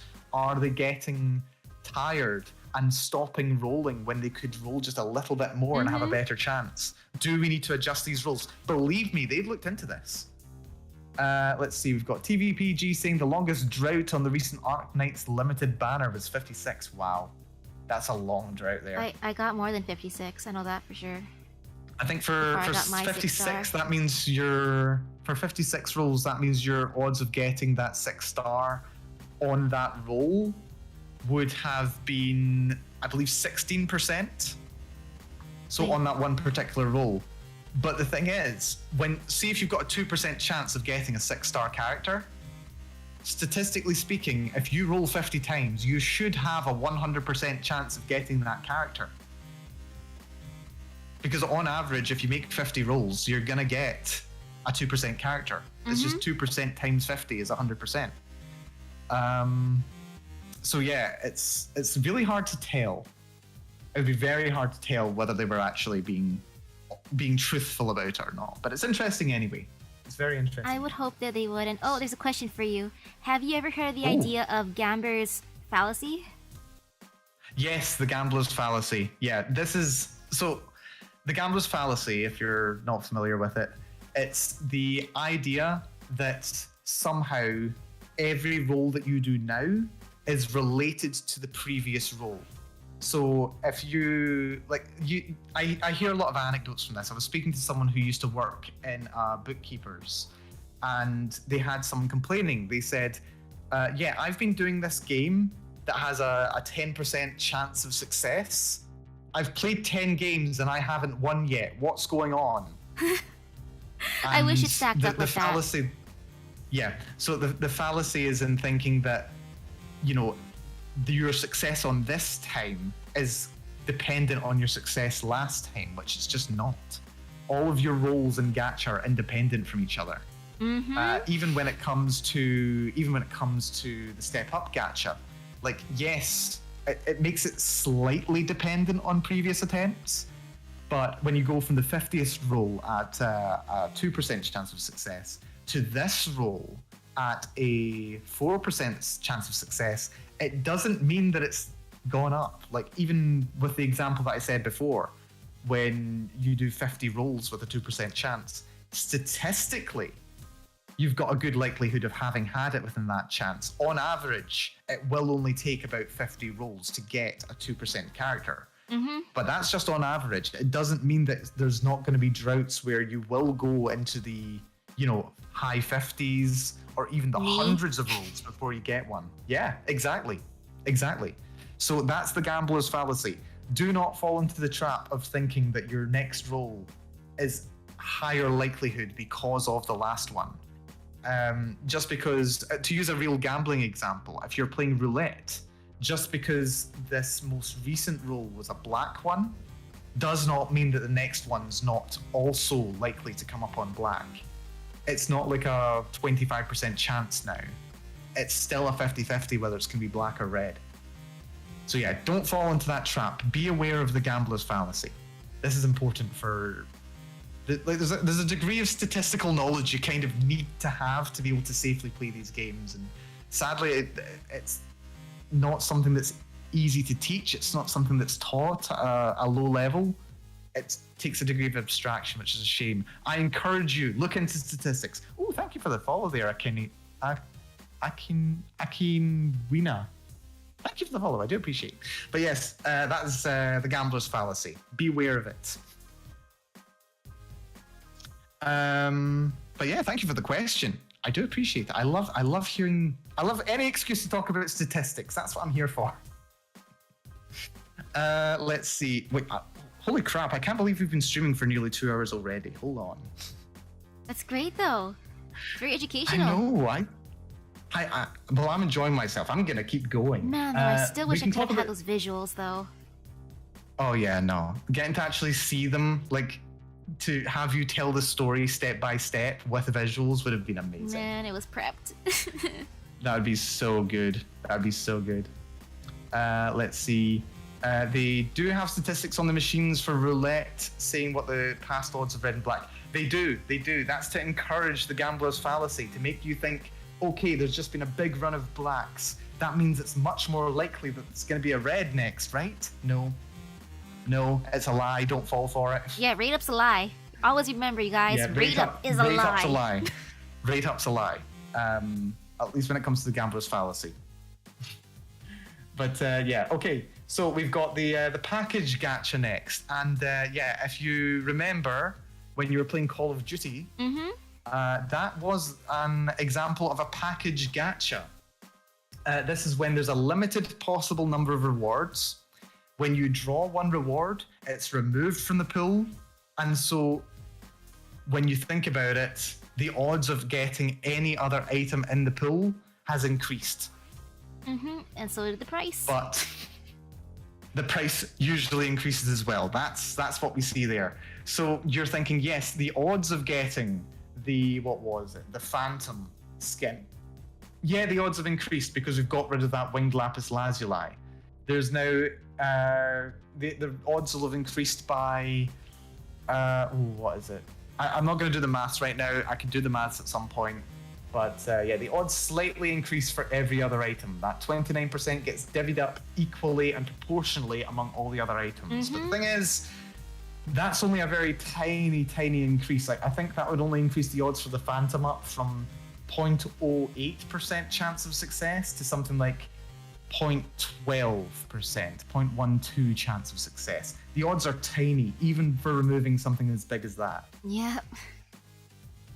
Even like that. Like, if it got down to the last two items, where you've got the Kali sticks and the Osiris, like, you're looking at basically, what is it? You've still got less than a 1% chance of getting the Osiris compared to the Kali sticks, even if those two are the last ones in the gacha. It's still less than 1%. The odds of getting the Osiris would be less than your chances of getting a 6-star in Arknights. Yeah, but even then, for some It'd be reason, less. like these games, it's always the character or the thing that you really, really want is the one that never comes home, or it comes home last. That's it. It just feels like because that. you're still dealing with all the other rares as well. Package Gacha, very, very aggressive, especially as we've seen it implemented there. If every item did just have a 1 in 10 chance of dropping, that'd be really generous actually. Like, you'd probably feel quite good about doing, a bunch of like 100-point draws and getting a bunch of stuff from it there.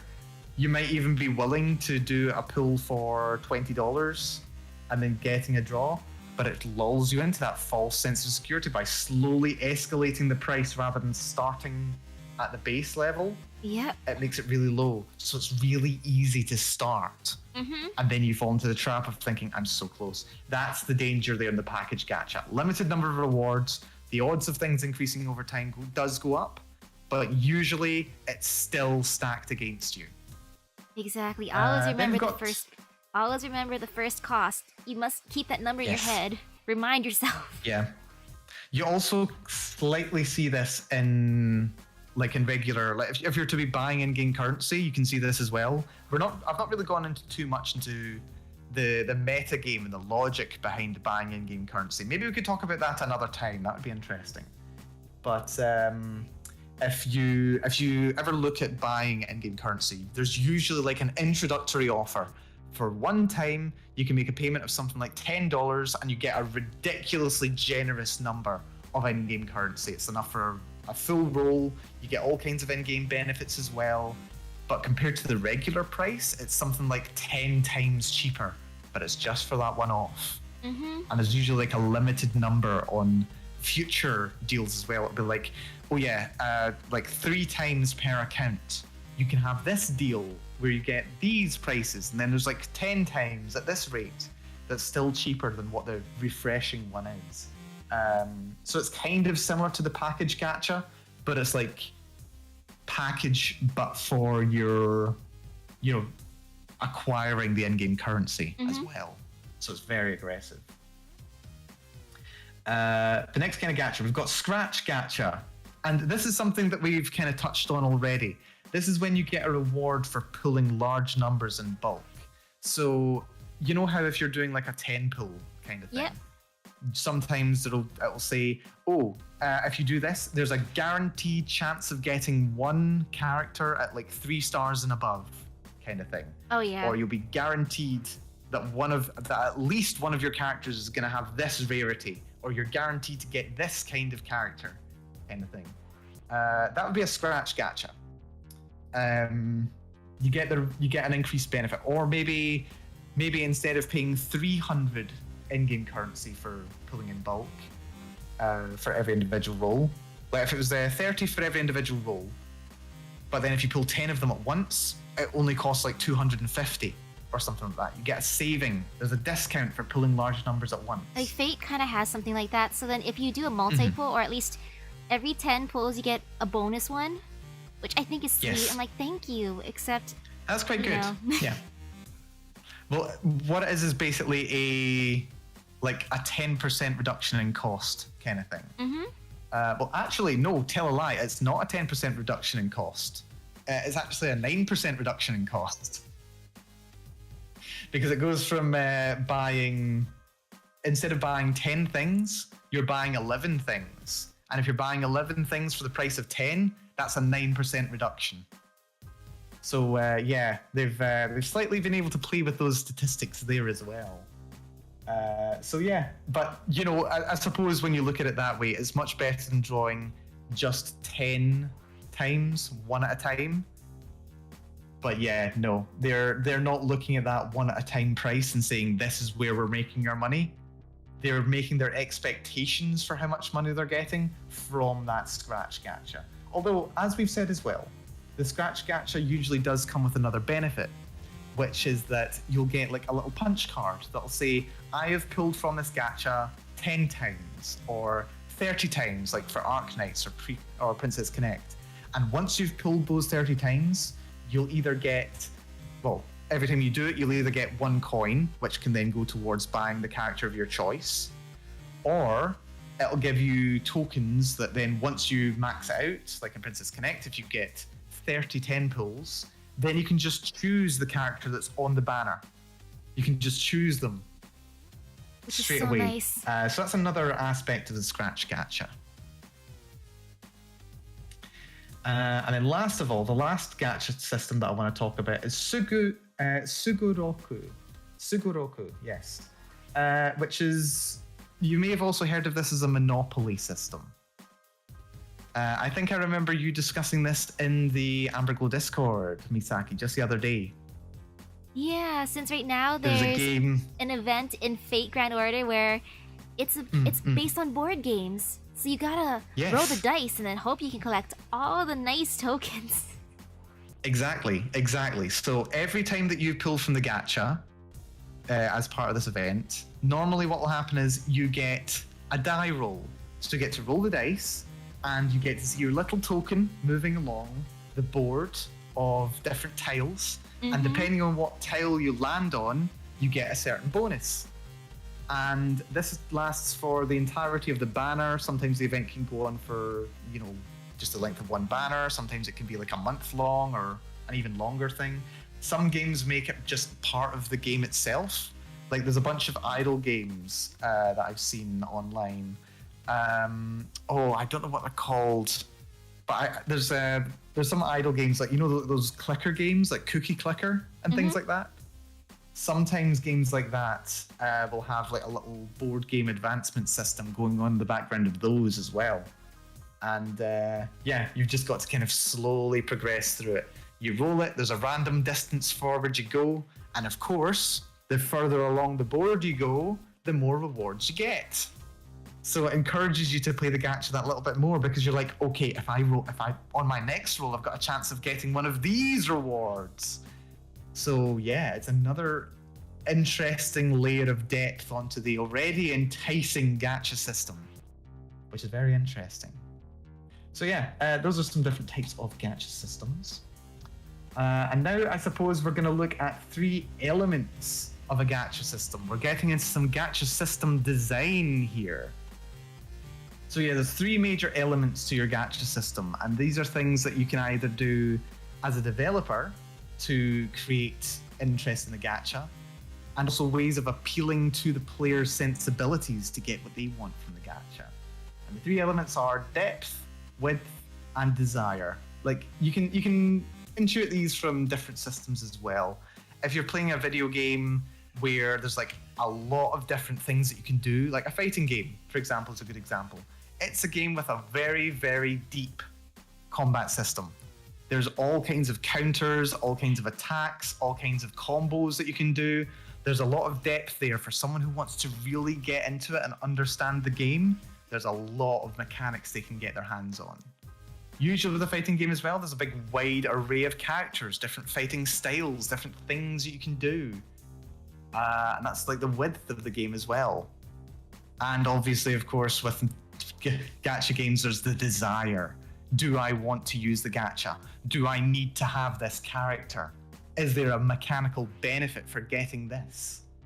And with gacha as well. So for depth, how big is the gacha pool?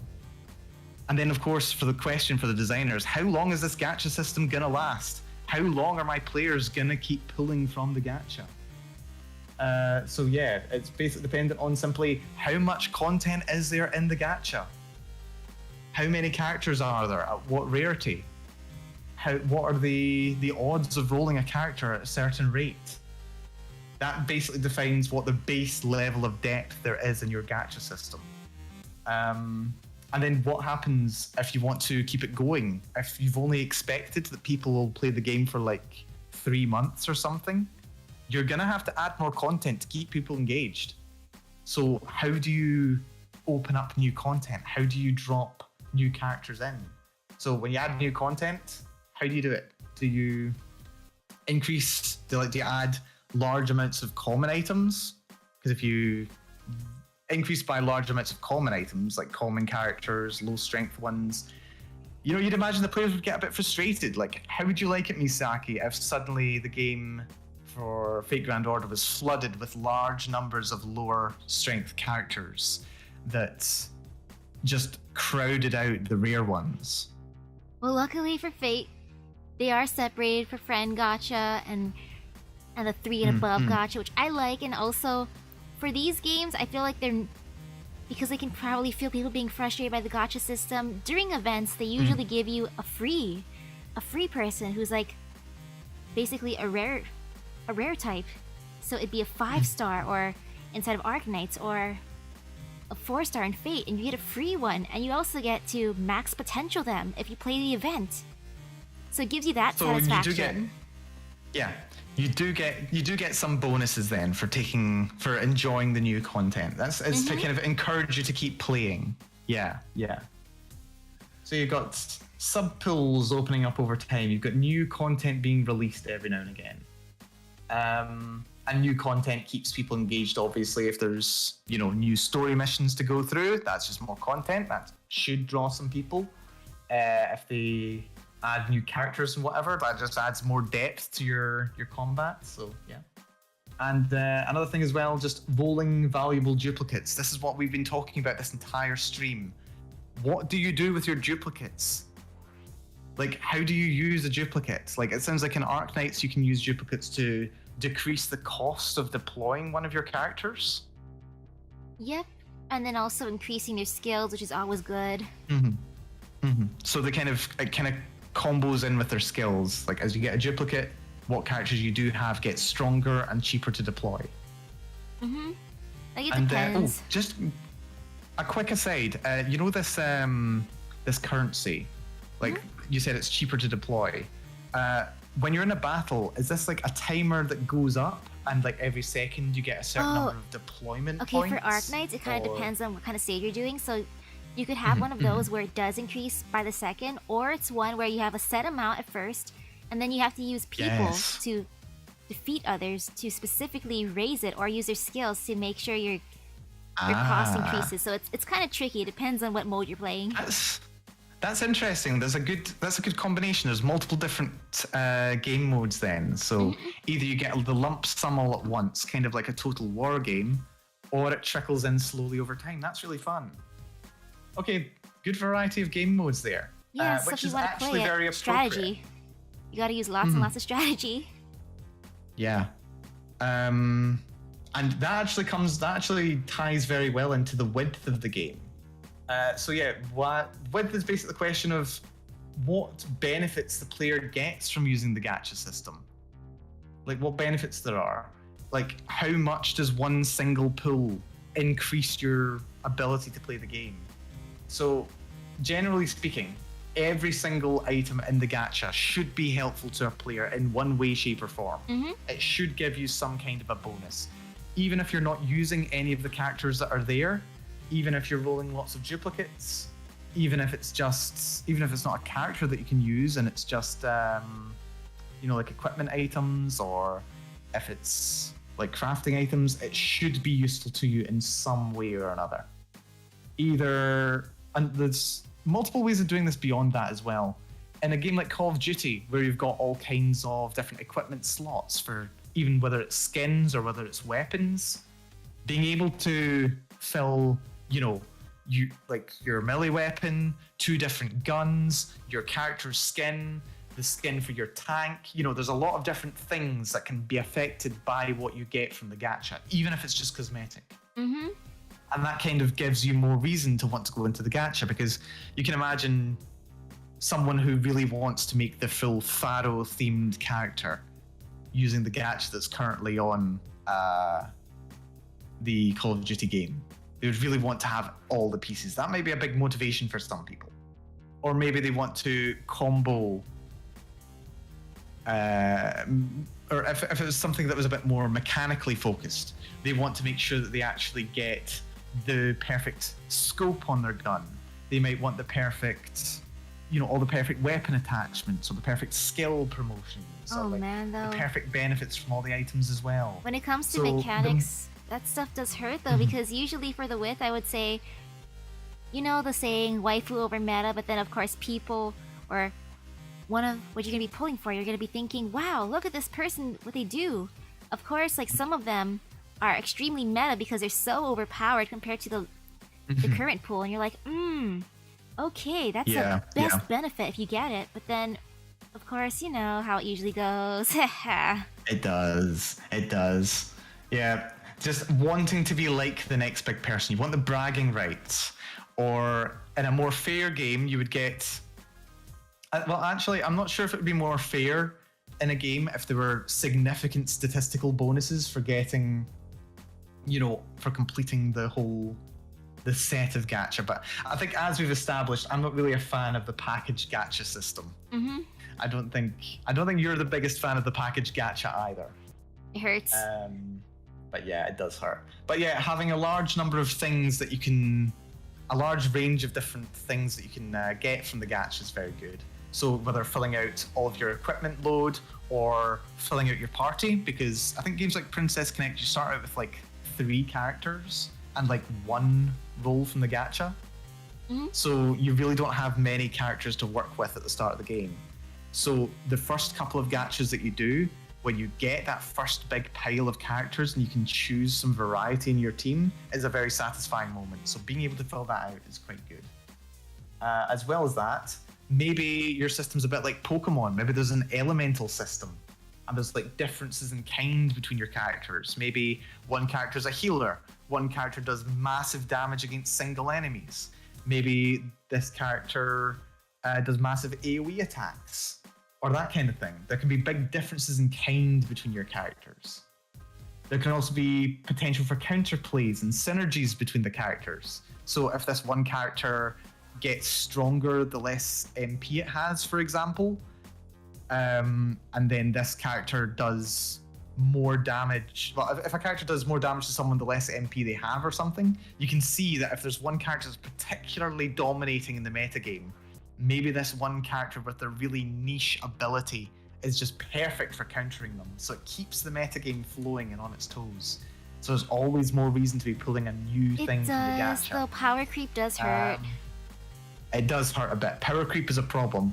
Mm-hmm. We'll go into a little segue about power creep, because I think this is like the second last slide really that we've got. And unless we go off on a massive tangent, I'll talk about power creep versus... I'll talk about power creep in a moment. And then, like you were saying before, different game modes. Where, like you were saying for Arknights, you can either have it so you start off with nothing and you get a small amount of deployment points over time, or having large amounts of deployment points at the start and then needing to use it all to survive the gauntlet. Different game modes require different skills and different layouts. So yeah, definitely worth pulling for good variety if there's different game modes too. Mm-hmm. So that's kind of the width of a gacha system, where the benefit comes from using the gacha. And last of all, desire. Why does the player need to use the gacha? Which basically is the mechanical question of how the game is paced. So generally speaking, if you're playing a gacha game, the more you pull, the easier the time you're probably going to end up having. That's probably a given in a lot of these games. Whether it's for being able to access all the different types of characters, being able to get better equipment, you know, there's just going to be so many benefits from pulling from the gacha compared to playing for free. you're just going to be more adaptable. You're going to be able to do much more. That is part of the appeal. And there's a lot that different designers are going to do to make that appeal better. The problem is finding the right balance between making the gacha fun and interesting and just making it so that if you don't pull from the gacha, you're going to have a bad time. Mm-hmm. Because when I was playing... do you have something you want to say there, Misa? Oh no, I was saying like that's true. That is very, very true. Because personally, I quite enjoyed playing Princess Connect. I never paid for any currency in Princess Connect, although I was tempted. And I personally found it... I was quite proud of myself whenever I was playing the game. I was in the arena, and I would notice, wait a minute, I'm fighting someone who's got a bigger team than me, but I've just managed to beat them. They've got better characters, their levels are higher, their score rating is higher than mine, but I did better than them, even though they were probably using the gacha. It's really satisfying to be able to use your knowledge and your skill to be able to beat the game. So I can see there's a lot of appeal there. Mm-hmm. But if you don't have the time to learn all the game mechanics to the same degree, if you just want to be satisfied playing the game, you can just play to be able to get the best team basically immediately. And then because your team's going to be mechanically perfect, identical to the current meta build for what you're doing, then you can get satisfaction from that straight away. And I'm not going to tell you that that's a wrong way of playing the game. If you're wanting to do that, it's basically the same as just buying a game at full retail value. If you want, you can do that if you want. If you're willing and able to do it, that option's there for you. So yeah, that's like the question there for Desire. And of course, hidden in Desire as well, there was the whole, she's really cute though, or oh, but he's so hot. Exactly. You know, there's that also. That's my motivation. Gacha. I'm like, yo, I like the way Exactly. you look. I'm gonna get you. Or I like this character just as a character. I'm like, yo, waifu over meta. I don't care if you're useful or not. What? You're not useful? I don't care. I like you. Come to mine. Exactly. So that's another aspect of the gacha as well. You want to market it very well. You want to encourage people. You want to show this sexy character or this real badass that you think is so cool that you need to have on your team because they're so cool, because they have an interesting lore, because they're an interesting character.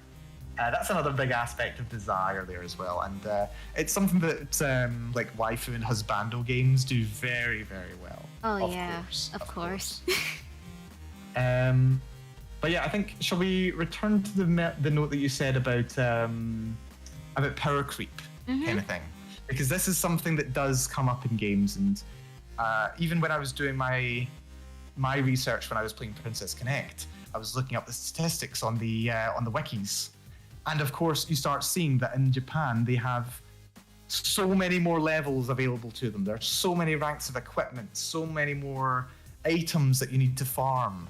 And it's insane the amount of stuff that you need to do and that you're going to do to build up to the highest level. It's crazy. So yeah, that's power creep. That's when the numbers just keep getting bigger and bigger and bigger, and it starts getting stupid. It's a real problem that games have. I'm glad that at least we get that knowledge though ahead of time. Imagine being them where it's just happening in the moment. Yeah. Where every time they're like, I have finally done it. I have everything. I'm the most powerful person in the game. And then there's another update and there's 10 more levels to get. This is something that actually happened in World of Warcraft. I learned this very recently talking to Valini. Because it's like, I don't think it's so much of a spoiler. She likes her MMOs. But yeah, I recently learned that World of Warcraft, when it launched, there was originally 60 levels in the game. The highest level you could get to was 60. And then I don't remember if it was the first or second expansion that came out. I think it was the first one. You were able to get up to level 70. And I think with the second expansion, you could get to level 80. And then it hovered around about level 80 for a while. And that was kind of the highest level you could get to. But slowly and slowly, the level cap started increasing. And you can imagine, after 10 years plus of being on the market, and approaching 20 now if memory serves, the power creep starts increasing quite rapidly. There's less reason to go into old dungeons because they're no longer at the max. There's so much content that's just being wasted and nothing's happening with. and the max level of your characters just ends up getting higher and higher. I learned very recently that they actually had a level reset in World of Warcraft. Wait, what? A level reset? Wait, why? A level reset. So what? But I don't know if they call it a level reset. I'm just calling it a level reset. The way that it works is, even if you've been playing the same character for 15 plus years now, what happened is they actually changed the way that levels work, so that the new maximum level had been reduced from, I think, 120 or thereabouts to 50. Oh, I would feel so mad. They just completely reset what the maximum level is. So if you make a new character, that's as high as you can go now. They've reset where the max level is. Wow, I feel angry. I don't know what that does for how long it takes to progress through the game. I don't know what that does for being able to access late game content. I don't know what that does for the power scaling of your characters. But yeah, it's an interesting thing that had to be done. Did it really have to be done though? I suppose technically it didn't, but by resetting the levels and resetting the stats, it dealt with the power creep problem. You would no longer have level 1 characters who have next to no ability to do things, and then level 20s that takes literal months of grinding to get to that level, and then they can't, they're just on another level as far as their power level is concerned. I would need to do a lot more research to find out whether they actually changed the way that weapons work. I think weapons now have their own levels. Did you play any, what's it called? Lost Ark, Misaki? Yes. Yes. Okay. You played some Lost Ark. It's an MMO, of course. And you remember in that you had your player level, where your character would get up to a certain level. I think it stopped at, I think it was 60 as well, something like that. But your equipment level could go a lot higher. Your equipment level could go into the hundreds, just depending on what you've picked up and whether you've upgraded it. World of Warcraft kind of moved most of its end game leveling over to your weapon level. So instead of upgrading your character's level up, it would be your equipment level that goes higher. Oh man. So I wonder if that's where they moved a lot of statistical bonuses for World of Warcraft too, because all they have to do is basically change the your stats scaling as you level up, so that now level 50 stats are equivalent to what was 120. Change how much your level increases, or your stats increase every time you level up, and then move the weapon stat bonuses, which were there already, just over into a weapon level skill. So that would be a thing. Aw, that makes me a little sad for that kind of system, though, because I like the character being more overpowered than the equipment itself, because it's funny when you look like a noob, but you're actually super OP, but no, in that case, you actually have to pay attention to what you're using. Yeah. I personally like that as well. I like appearing in a game like I'm very, very weak, but then I'm actually very, very strong. That's very fun to me. Yeah, I like catching people by surprise like that. Yeah. But yeah, when it comes to that, you've got the power creep situation. It's where the game's been going on for so long that the numbers have to keep getting bigger, and that causes all kinds of balance problems. That's just the constant problem of a multiplayer game, and a long-lived multiplayer game especially. Especially when it comes to things like RPGs or gacha games, where there's a progression system, and that's kind of the main thing of the game. This is kind of a difference in this problem's kind of related to the design philosophy of differences in scale. So this is where you get one item and it gives you plus 10 to your attack or something like that, and then you're playing the game for a bit longer, you come across a new item and it gives you plus 15 to your attack. So which item do you go for? Obviously you go for the one with the bigger numbers. But yeah, that's the system that leads to power creep. That's kind of where that problem comes from, because you just constantly have to churn out new content. You need to make the new stuff worth the player's time? And if the only way you can do that is by increasing the size of the numbers, you're going to inevitably have power creep. And it's probably going to happen no matter what you do to a degree, but there are ways to mitigate it. And one of the ways to mitigate it is what I've written here in the width section. Explicit differences in kind. So this is like having different counters to different effects, different advantages and disadvantages, depending on what element you have. This would be having AoE abilities that can hit multiple people. This would be sniper characters who can do massive damage to single enemies. This would be characters that can put enemies to sleep or stun them, use status conditions. So there's always a variety in the number of things that your character is able to do. By adding new content in the form of more differences in kind, it does a lot to sidestep the problem that you have with differences in scale. It stops power creep from happening by adding different ways to play the game, different mechanics to the game, which can be very interesting, actually. You can see this, for example, in... Remember when Pokemon didn't used to have the fairy type?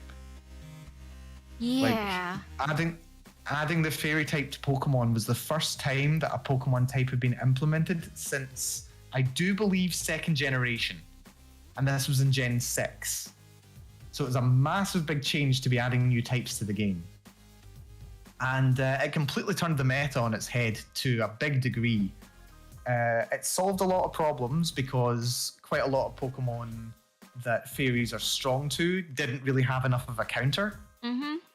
And also it made a couple of different Pokemon a bit more effective. I don't know as much about Pokemon, so I can't go into all the details. It's not a perfect fit either. There are still problems with the Pokemon system, especially with bug types. Justice for bug types. But yeah, no, it's still very interesting. So that would be another difference in kind rather than difference in scale. And I don't know exactly what this would look like in Gacha. I think the biggest example of what this looks like in Gacha is just when you add a new character.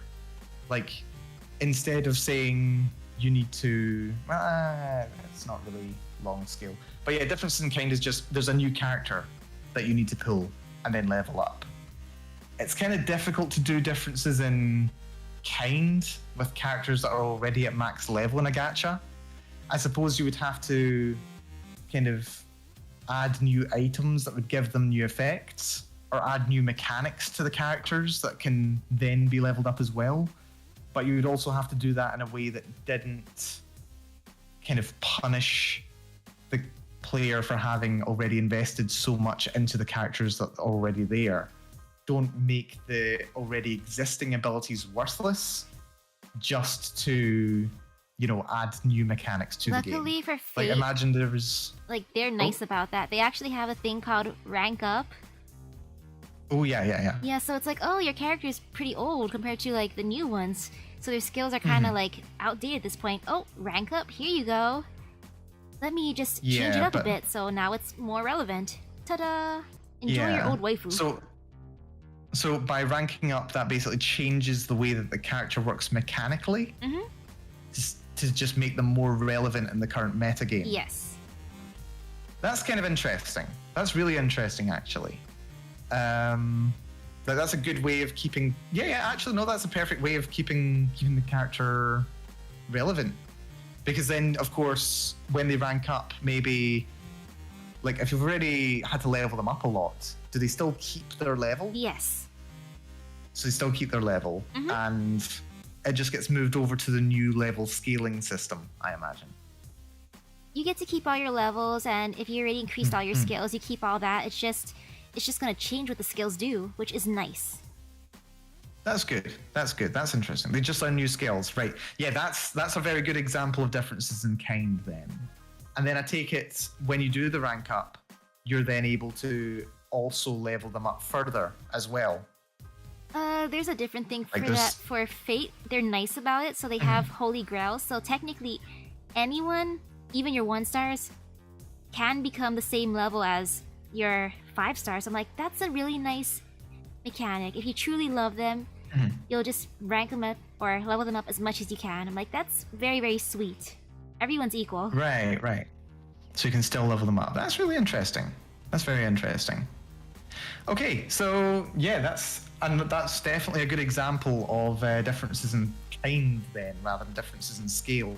Rather than just making the numbers bigger to make, Saber or whoever much better in the current meta. They just say, right, no, we're going to rank up Saber. Saber's going to change what her skills are, and she can become a lot more powerful now because she's going to be more relevant and using updated and modern mechanics.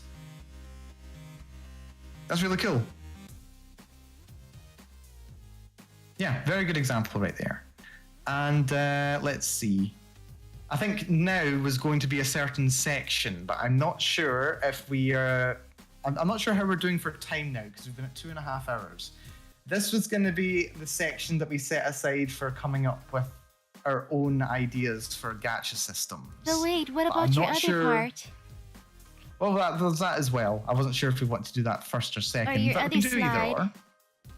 We The can do that. positive one. Well, the what one? Your positive aspects. The positive aspect. Yes, you have a slide. I got rid of that slide. Wait, I can see it. Yeah, no, I just made it hidden so that people can't see it. Oh, okay. Because I wasn't sure if I wanted to. Wasn't sure if I wanted to show that one. Okay. But hold on a second. I will maybe. Hold on. I will have a little look at that. Let's see. Is it visible on your screen? It can be. I went back to the slide though. I just quickly glanced at it and went back. I just set it so that it would be hidden. That one was actually before the gacha elements, before depth, width, and desire. Yes. Let's see. Yeah, I suppose we can look at that one if you want to. If you think it's a good slide to show, we can definitely. It is because we've been going over so many negatives to an extent. I think the positive aspects are good. Okay, I think I apologize for that. I definitely do owe you a good look at some gacha. Some positive reasons, like positive things about the gacha system. So I definitely owe you that. Let's have a little look then. Can we go here? There we go. Okay. So yes, positive aspects of a gacha system. Yes, I think this needs to be called out here. So yeah, advantages of implementing a gacha system for a developer. So, of course, it's satisfying for players to roll and see what you get. It's exciting. It's fun. Like we have touched on this all the way through, but it's been a slightly cynical way. But it's always fun. Yes, pass the copium, haha. No. No, it's like getting a present on Christmas. You have no idea what you're gonna get sometimes. And that's fun. That's exciting. You wanna see what random thing you get. Even if you're a free player and you've been saving up your crystals for so long, or your points or whatever, to be able to run the gacha. You want to see what you're going to get. That's going to be fun. You want to see whether something that you draw is going to change the game. If you've been playing for free and then you manage to roll and you get a ridiculously powerful character, it plays the awesome animation, you get to see their introductory scene or whatever, and you just know that your gameplay is going to be changed forever because of this. You're happy. You're going to enjoy yourself. As well as that, like just the fact that it's fun to do the gacha is just an extra appeal to playing the game beyond just the regular gameplay. This goes for free players. It goes for people who are willing to pay for the gacha too. If you really enjoy pulling multiple times, you're gonna want to play for the game. As long as you're getting your value for your money. As long as you're willing to accept the payment that you're making, then that's more power to you, basically. But yeah, we're gonna come back to some best practices on this very slide.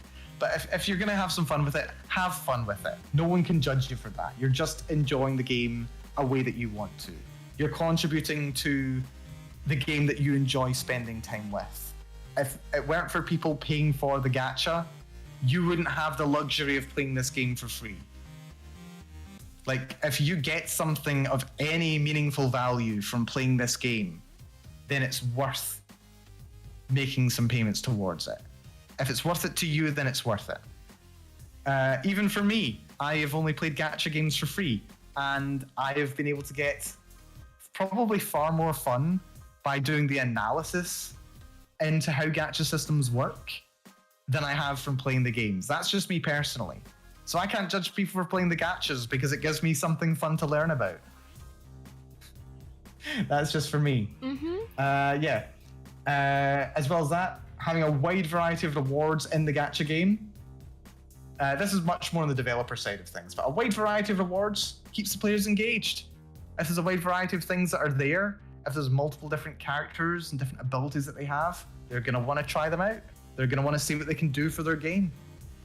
If they're taking PvP seriously, or if they really want to get to the end of the story, they're going to want good characters to get in there. Which is good for increasing revenue for the company, and also, well, if handled well, it increases the value of the game to the player. If they're having fun with it, and they can have more fun by paying a relatively small amount of money for them, if they're willing and able to make that payment, then good for them.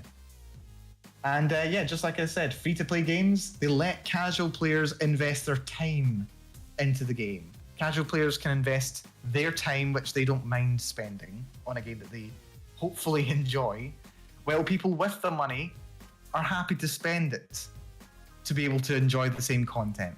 That's completely fine. That's valid. So yeah, those are some advantages there. Your mileage may vary. It definitely does require people and the designers being responsible, but you can't deny that there are advantages for everybody with the gacha system. And if you do play them, here's a slightly cynical advantage here for gacha systems. If you're a player who has a lot of money, then you get the benefit of playing a game which has a very, very large audience. If the game's got a large audience because it's free to play and it's generous with its gacha and they can have a lot of fun playing it by themselves, you're going to have a lot of people to go up against in multiplayer. You're going to have lots of people to play against in arena. You're going to have lots of friends to get benefits from in the game. So that's good for you if you're willing to invest the money just to get the best team. It's worth it if there's a large number of players also having fun. Meanwhile, if you're a free-to-play player, then having people paying for the game and being able to pay for the gacha means that the game that you are enjoying playing can stay free for you and is still going to get constant updates. It's still going to be supported. You're going to be able to play with your friends. You're going to be playing with your guild. You're going to be enjoying this game and the mechanics in it that have whatever much appeal to you. It's possible because of the people willing to make those payments. So yeah, there's value there. There's definitely value there. And as well as that, a responsible game, it's in the whale's best interests for the game to be fair to the free-to-players, just as much as it's in the free-to-play players as well. Because, again, the more free-to-play players are enjoying themselves, the more the whales are going to be able to enjoy themselves as well. So really, yeah, just a matter of responsibility, knowing what you want to pay for, and making sure you're getting out of it what you're putting in. Exactly. Both free-to-play and whales are great in their own ways. Like, both play styles I love. Like, for some games, I will be free-to-play. Some games, I will whale. And I don't really feel bad whaling either because I'm supporting what I like. And good for you. More power to you for that, Misaki. It feels like, like I said before, too, I could buy a movie ticket or I could spend this game. Either way, it gives me, the same satisfaction. Even if I don't get what I want exactly, I think to myself, wow, I'm supporting what I like, I guess. Yeah. I just gotta keep telling myself that. I'm supporting. I mean, personally, it sends me back to one of the strips from the Lucky Star manga. And in it, one of the characters, I think it's one of the characters, it's Miyuki's mother, Yukari. And she's just talking about how she's bought a lottery ticket. And she's just oh yeah, I bought this lottery ticket and I'm thinking about all the things that I would like to buy if I won the lottery and how fun it would be. And then afterwards, Miyuki comes along and she says to her, "Oh, did you win the lottery?" And she said, "Oh no, I didn't check." And then you're just thinking, what? You were so excited. Why wouldn't you check the lottery? Is this character dumb? And she's a bit of an airhead, but she's not a dumb character. And she comes up with the most wise statement, and it's stuck in my head for literally years. She says, "Miyuki, when people are buying a lottery ticket, they aren't buying the chance to win. They're buying their dreams." And you can look at this in a bit of a cynical way, in that, yeah, people are just thinking about something that they're not going to be able to achieve. But you could also look at it in a bit of a positive light. And this may be some copium here, but the way that I interpret it is, you're getting your enjoyment for having bought like a £1, a $1 lottery ticket. And that lets you have those little fantasies. You get to think, oh, just imagine I did win the lottery and I did get to, go on holiday or buy a big house or have a nice car. It lets you enjoy those little dreams. Yes, always hope for the best, but still expect the worst. Just hope. Oh yeah, absolutely. Absolutely. It's done responsibly. It can just be a little bit of joy and satisfaction in your life. And I think it applies to gacha as well. Like, this is... For the people who are well deep into it, yeah, I can see the cynicism from you guys as well. But like the satisfaction of getting a character that you've wanted for a while, even if it doesn't change your personal life, you can say, "Oh yeah, I got this character in Fate Grand Order," or "I managed to use my team that yes I got in Gacha, but I got to build the meta team, and I got to actually get to a good level in the PvP section, the PvP arena," or I was the top player in my guild this month and I'm so satisfied. Like, it gives you a degree of satisfaction.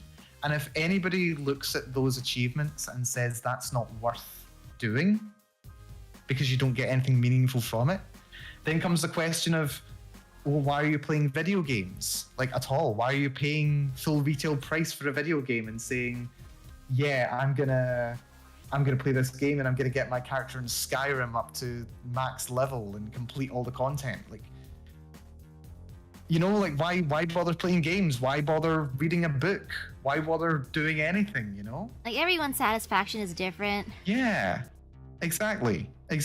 Like, that's it. Also take a drink, guys. Yes, I need to take a drink. Take your kudo. But yeah, no. So that's my takeaway from it. If you get satisfaction from it, if you're responsible with it, then yeah, I don't see any major harm in it. But it does require responsibility on a lot of people's parts. It's just different ways of entertainment. Yeah. So let's have a look at some best practices for gacha games. These are features that are good to have in a gacha game. Things that make people happy. Things that don't exploit people. So, first of all, regular content updates. People like getting more content. It keeps people engaged in the game. It keeps them enjoying the game. It's good for developers because there's always more content to want to roll the gacha though, for that, you got to be kind of careful with your pacing, because if you put too many events back to back to back, there's burnout. There is burnout. Oh yeah, absolutely. So pace it out by bringing out more challenges. In Princess Connect, every month there was a banner, there was a boss, there was a big guild PvP event, and then there was like a kind of special fun event as well. It was like a story event. So there was always something new going on, which was always quite good, and it was a good little cycle. I quite enjoyed it when I played. So yeah, more content, even if it's not like gacha content, if it's just in-game content.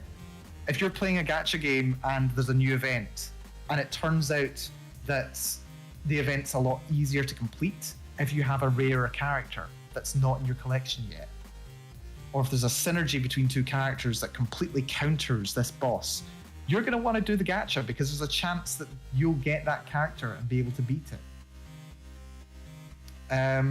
Which is good for you, good for everyone, really. The more content there is, the more you're going to want to just play through the game. If there's an event, it's going to be fun. If there's a challenge, you're going to want to overcome it.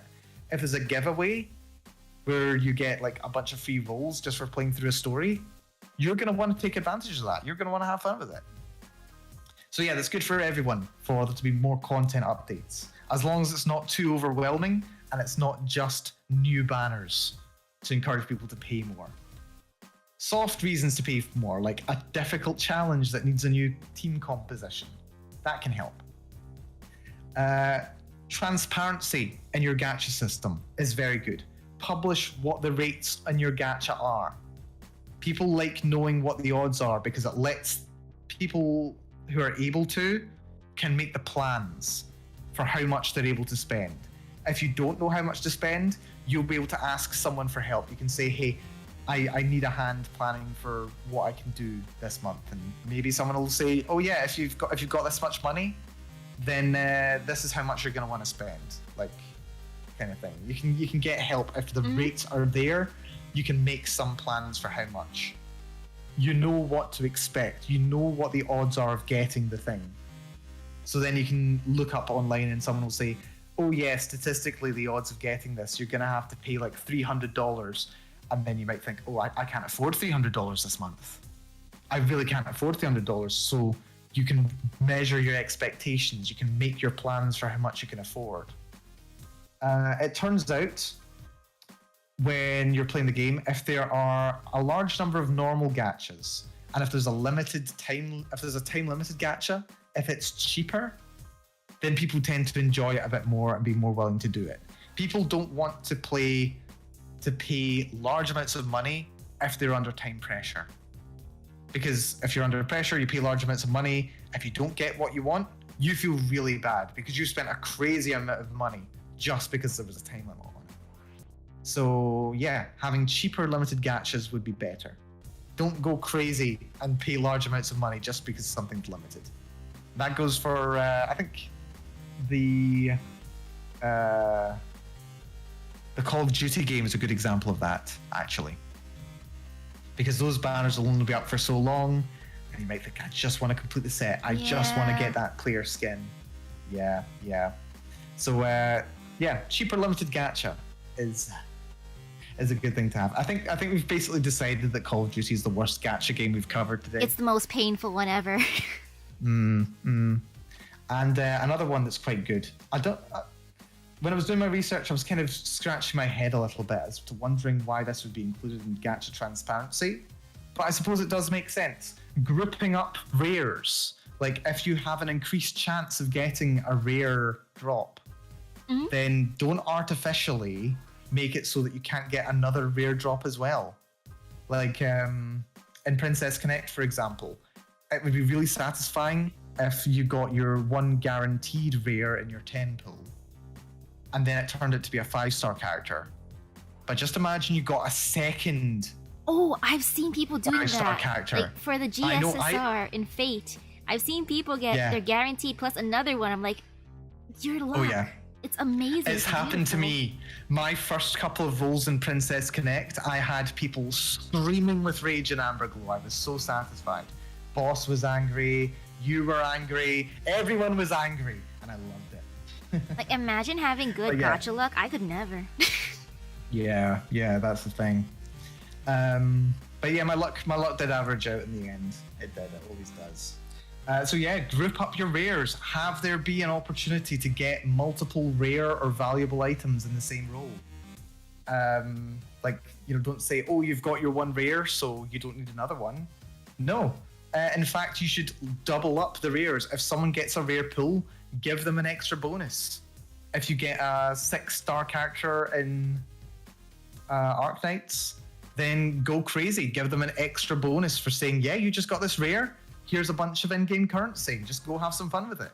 Or here's an energy refresh or something like that. Here's your free golden ticket. So, just make it so that when you get the rare, you see that it's even more valuable than you thought. Because that just makes you super satisfied. And on the developer side, hey, more reason to want to do the gacha. And then as well, another good practice for gacha games, have multiple ways to win.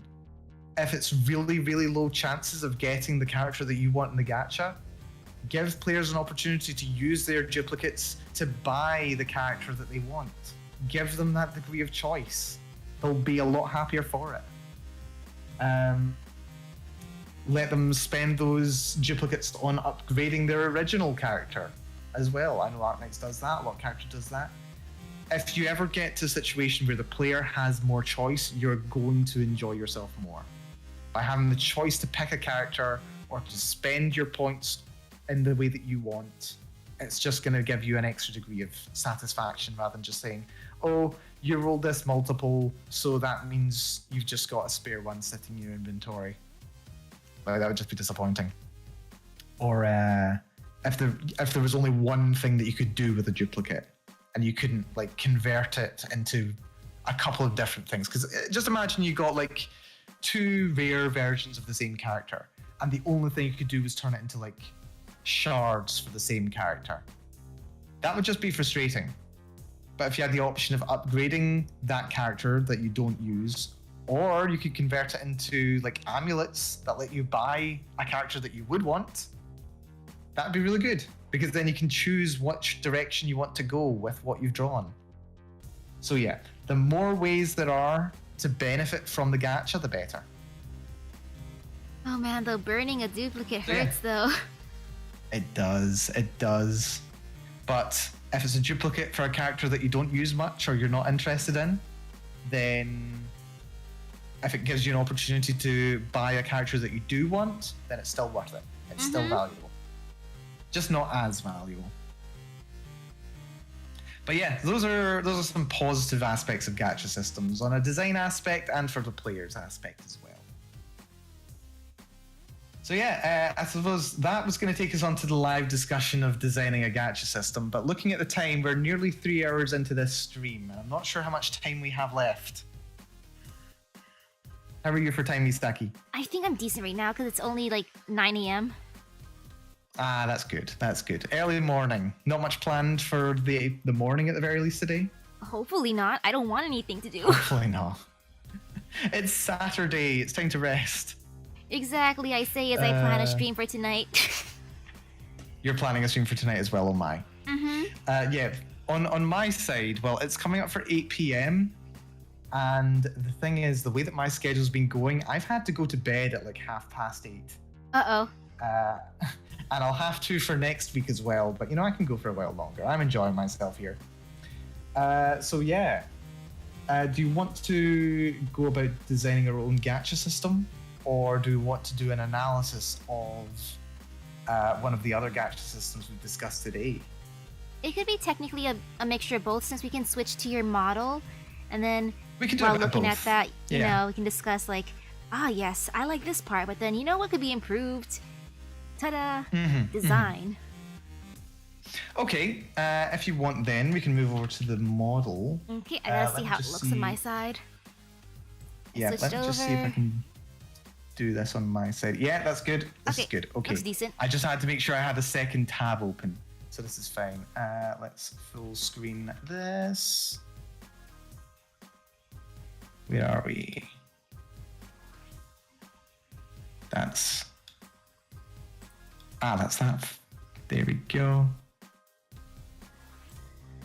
Looks a bit odd on my side, but that's fine. There we go. Gacha model. Lovely. So, wait, is that working right? I don't think it's working right. Uh-oh. Oh, wait, it's fine. I've just got the wrong tab open on my side. Is that this one? No? Okay. What's I adjusted going on? my window to make it look decent. I can't capture everything since it's a huge, huge thing. I can scroll though. Yeah. Look, scrolling. Oh, I found it. Yep. Okay, I think I'm gonna increase the size. Wait, can I open this?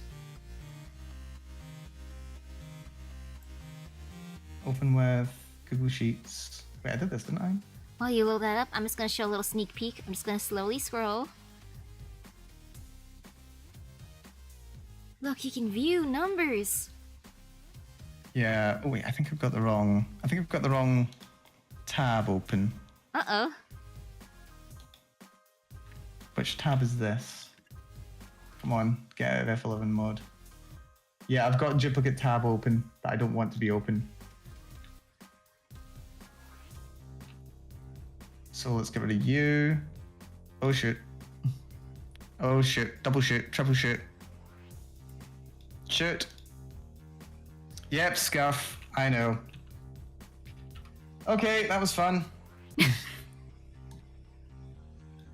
Yeah, some slight scuff here. There's the gacha model. Is the gacha model there? Sorry about this. It's got away from me. There's the gacha model. Why is the gacha model not showing? Uh-oh, is it not showing for you? I can see it. Doesn't seem to... Oh, wait, no, I've just done the wrong thing. There we go. Right, that's the gacha talk. I don't want the gacha talk. I want gacha model opera. There we go. Okay, it's working now. It's working now. Oh, nice. I got there eventually. There we go. Okay. Voila. Look at this. This right here is my gacha calculator that I built. I built this myself. It's a tool. And what it does is it will calculate roughly how long you can expect a gacha system to last. And it's not a bad little tool, actually. I'm quite proud of it. So, yes, what you basically do, you can put in this little section to the right here, underneath content. Each one of those is a category of a character that you can draw. So these would be like your 6 stars, your 5, 4, 3 stars. And then for like Fate Grand Order, it would also include like particular characters that you get within that range, kind of thing. This probably wouldn't work for Fate Grand Order exactly, because you know how you've got like the banner characters, where there's like 80% chance of getting one character? Yeah. Yeah, theoretically, theoretically, it wouldn't really work for that. But what we could do is look at it in general, and just look at it as if every single like 6-star character had the same odds. This would work fine for Arknights, it would work fine for all that kind of thing. But yeah, we could use it for that. Is that actually an option, by the way, in Fate Grand Order? Can you just roll where all characters have equal odds? I mean, there is a story banner. So for that one, it's like, it just lasts forever. And then... Yeah. Like, it depends on, like, who's in the pool, depends on, like, how far you are in the storyline. So each time you progress the story, it adds on to that pool. I think that one pretty much stays the same no matter what. Yeah, okay. So what this calculator would be able to do in its current form is it would be able to calculate the odds of getting every character, assuming that you had access to the full selection of characters from the story banner. So that can be done very easily. But then, of course, if you do want to prioritize what characters are on the banner, then it wouldn't work exactly.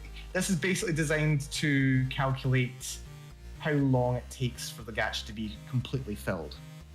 So shall we have a little look at your examples and see which of the games that we'd want to do a model of? Because we could do Fate Grand Order. I like it because there's, 6 different categories of things you can get between 3 different rarities of servants, 3 different rarities of craft essences. Oh, yeah.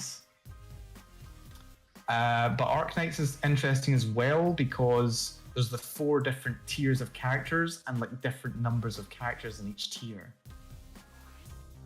So up to you. Oh yeah, for Fate, the summon info page does show the full odds list for every servant and craft essence, but that list is so big. There's a huge list if you want to look at like all the individual odds. Oh, but what's good, you don't need to look at the individual odds, you just need to look at the aggregate odds and then the number of each servant at each level. That's all you need.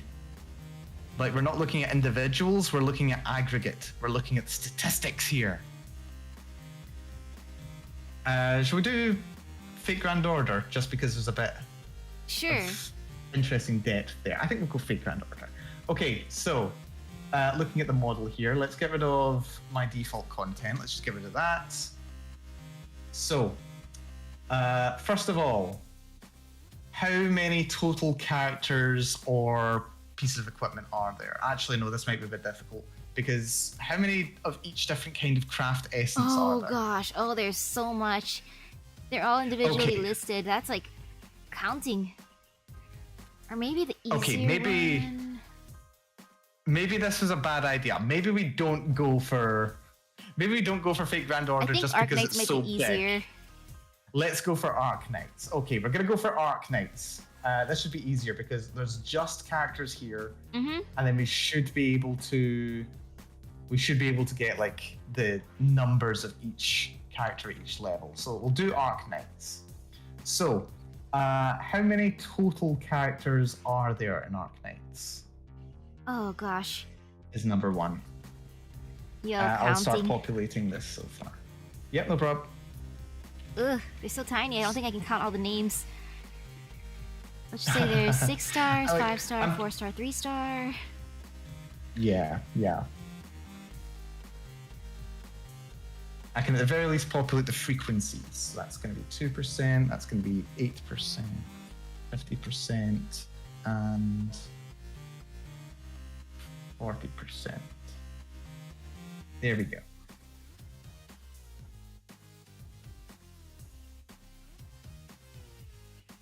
Oh yeah, Pokedude, I played with that Fate Grand Order simulator thingy before for Merlin's banner, and it told Oh. me I'd have to summon 300 something times. That was my luck on that simulator. I played with it as well, actually. Didn't go well for me. Yeah. I just remember it was very early after joining Amberglow. I ended up looking at, I think it was the Genshin Impact role simulator. And I remember playing it and then thinking, oh my god, this is dangerous. This is satisfying and dangerous. Like, imagine having that much money that you could just do this infinitely. Or imagine doing it when you don't have that much money. Let's see. What's it called? Arknights.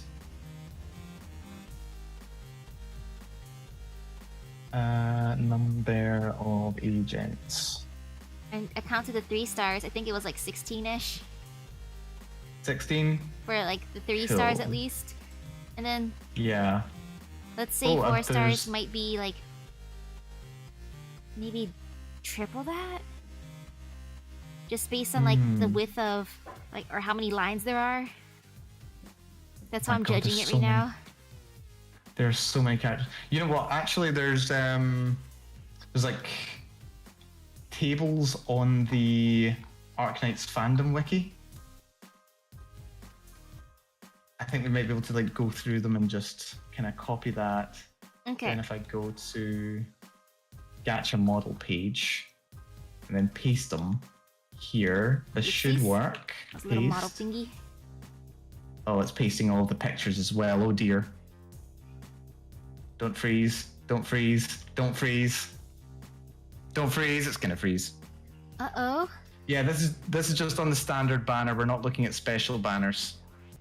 Special banners actually reduce the rate at which you progress through collecting all the characters overall. I mean, actually, that'd be interesting comparing that. That'd be fun. Yeah, I'm currently crashing my. I just crashed LibreOffice. Oh no. That's not good. That's not good. It just keeps restarting. Uh-oh. Oh dear. Okay, yeah, it'd be faster to count, I think. Oh dear me. Oh dear, oh dear. But yeah, 3 stars about it's crashed. 16-ish. Let's Okay, well, I can make that change right now. So we've got 16 characters. it looks like 6 stars and 4 stars have around the same amount based on the amount of lines there are for names. So I would guess they're more or less equal. Yeah, 16 for 33. So we go to the number, and then we change that to 16. So we got 16 3 stars. Let's see. 1, 2, 3, 4, 5, 6, 11, 12, 13, 14, 15, 16, 17, 18, 19, 20, 21, 22, 24, 25, 26, 27, 28, 29, 30, 31, 32, 33, 34, 35, 36, 37, 38, 39, 40, 41 characters and 4 stars. So go to 41 in number. Let's see, 1, 2, 3, 4, 5, 6, 7, 8, 9, 10, 11, 12, 13, 14, 15, 16, 17, 18, 19, 20, 21, 22, 23, 24, 25, 26, 27, 28, 29, 30, 31, 32, 33, 34, 35, 36, 37, 38, 39, 40. Slightly one less. Yep, around the same though. 6 star. 40. Did that wrong. That should be 41. And then how many are in 5 stars? There's a lot in 5 stars. Yep, that's going to be the most painful. 1, 2, 3, 4, 5, 6. Is blue poison one character? Yep. 7, 8, 9, 10, 11, 12, 13, 14, 15, 16, 17, 18, 19, 20, 21, 22, 23, 24, 25, 26, 27, 28, 29, 30, 31, 32, 33, 34, 35, 36, 37, 38, 39, 40, 41, 42, 43, 44, 45, 46, 47, 48, 49, 50, 51, 52, 53, 54, 55, 56, 57, 58, 59, 60. Okay. I think I might need to recount the 4 stars because I think I got one too many, but I may be wrong. It's close enough. 1, 2, 3, 4, 5, 6, 7, 8, 9, 10, 11, 12, 13, 14, 15, 16, 17, 18, 19, 20, 21, 22, 23, 24, 25, 26, 27, 28, 29, 30, 31, 32, 33, 34, 35, 36, 37, 38, 39, 40, 41. Oh, that was 41. Okay, never mind. Okay, apparently my model was a wee bit too much because there's not actually that many characters. That's fine. So total characters. Oh no, this is fine. This is fine. This should automatically sort itself. So in total, we have, let's see. So it's going to be equals sum of these guys, which is 157. So it's 100.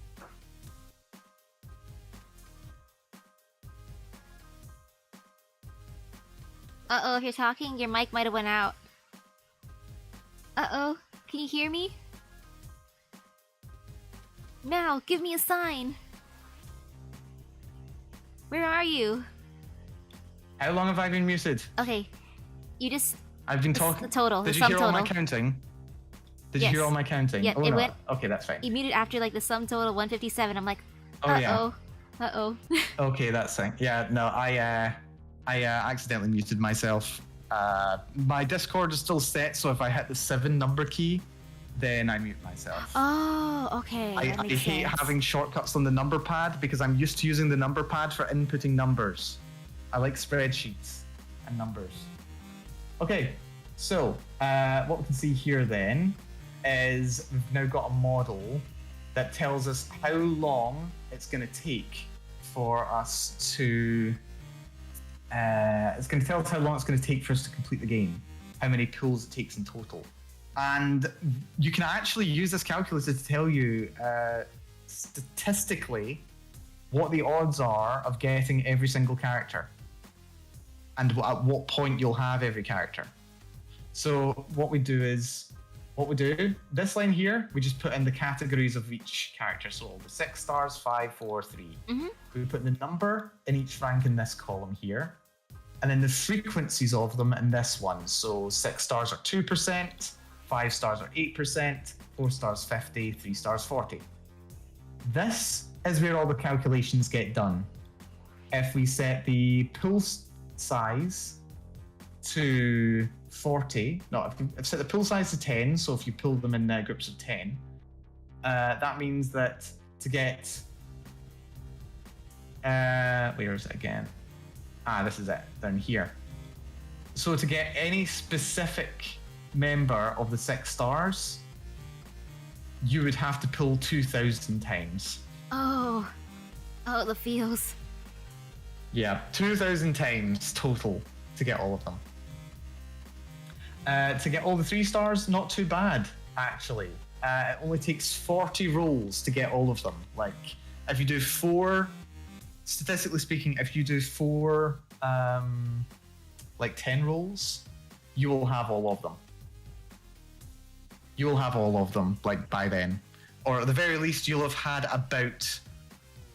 you'll have about 16 of them total. Is what it is. Mm-hmm. So what we'll do, we'll change over this. We'll change this to 1. So this calculates, so it shows you the rate at which you progress every single time that you roll. So on 1 roll, well, after 2 rolls, you're probably going to have a 4-star. It's very likely to have 1 after 2. And yeah, it just goes like that for every single one of them. It tells you after this many rolls, you're likely to have this many of a certain star value. That's what this calculator does, and that can work for any number of these. You can just extend this along a wee bit, and it also tells you what your overall progress is at every stage. Oh yes, the 6-star part is especially accurate. Yes, the 6-star part is especially accurate. So yeah, to get your first 6-star, you'd be expected to make 50 rolls to get a 6-star. Which is basically what we said before. Yep. Yeah, if you don't get one within 50, then your rate of getting a 51 is increased. So the odds of getting it are higher and higher and higher. So yeah, that's the major thing that slows the game down. Let's set the rolls to increments of 10 to simulate 10 rolls.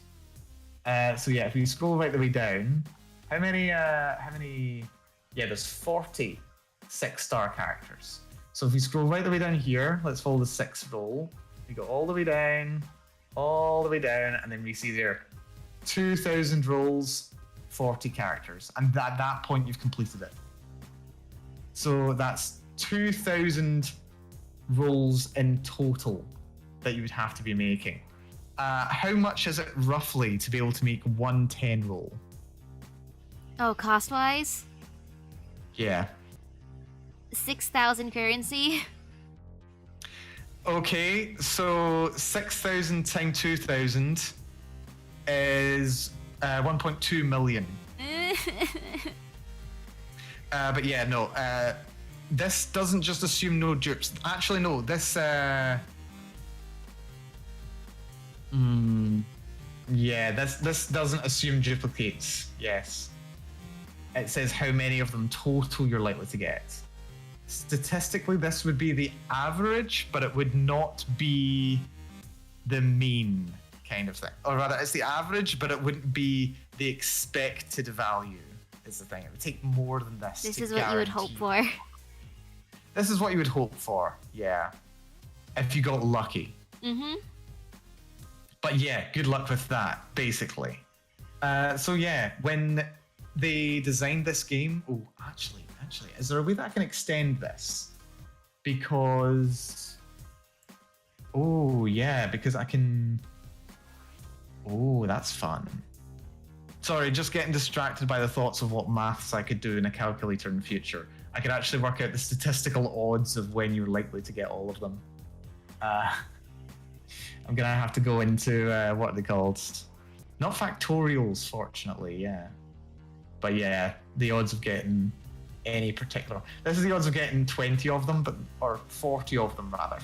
The odds of having rolled 46 stars is...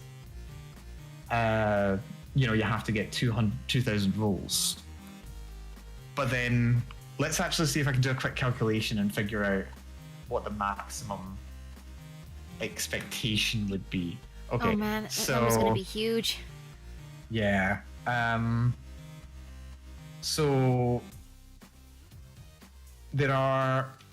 So basically the only thing that you need to track to tell how long the game's going to take to complete is the 6 stars, because as you can see, the odds of getting all of the 3 stars, you complete very, very quickly. Like within 40 rolls, you've got them all. Usually. There'll be maybe 1 or 2 holdouts, but you'll get all of them very quick. For getting all the 4 stars, still, like, you'll get them all relatively quick. That's just, a couple of 100 rolls. Mm-hmm. Where's that number? There we are, about 740 rolls. So that's 74 10 rolls. Which isn't ridiculous, but it's still a lot of money. Yeah, that's not as much as I thought it would be. Yeah, so wait, just a quick. 6,000 currency to do a 10 roll. Yep. Times 2,000 Yeah, that's 1.2 million. Sorry, that's 12 million in-game currency. Oh, lovely. So, can you tell me how much does 12 million? How much? What's the standard currency conversion for Arknights? Like, Oh, if you man. put in like $20 or $10 or whatever, how much do you get? So it's kind of weird for that game since you can buy packs too, and the packs, like depending Yeah, what's yeah. available, you can actually The buy packs are cheaper. tickets. Yeah. So you know what? Actually, I'm just gonna load up my game real quick. I'm curious now. It's fast to load up. Whatever you would think is like the standard one, like Let's because see. they're not going to be doing their business projections based on like what their standard price is. They're going to be basing it based off of what the deals are. So me myself, the thing that I usually buy in this game would be the monthly pack, which is you get The a monthly card pack. that lasts for a month. So every day you get 200. So every day for a month you get 200, so that's 60,000. 200 times 30 is that's six grand. Yeah, so you get 6 grand. So in 1 month you get to do one pull, basically. Is that right? More or less, and then every week too, you get to get some free gacha currency by like running this one thing. So then my current cap for it, because the cap increases depending on like how good you are at it. So my current cap is 1,775, and that's weekly. Okay. Oh yeah, because you'll get that from like The weekly you dungeon. get that from weekly dungeon and stuff like that. Yeah. So you get 6 grand. You get 175. And how much is the monthly thing?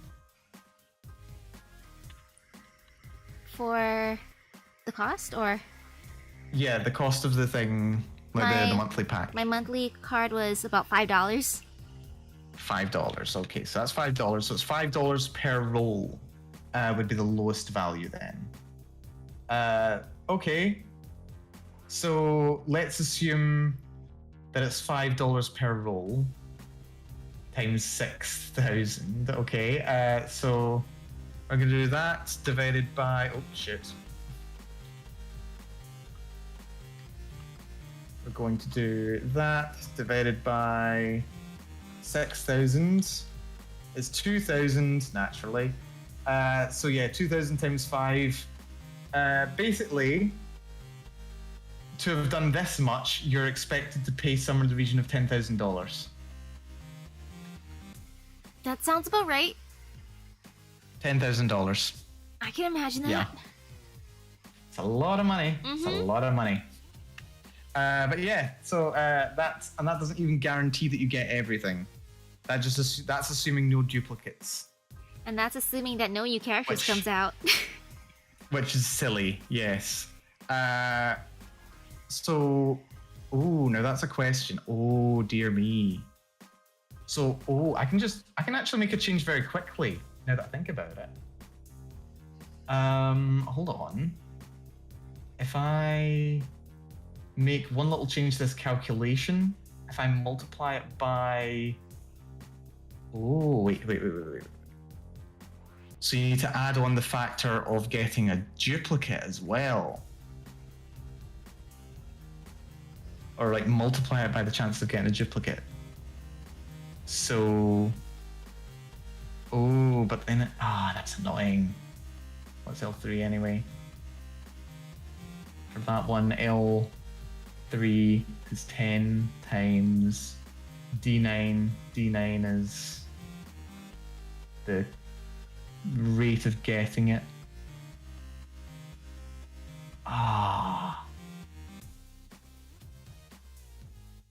Times the number that you've got.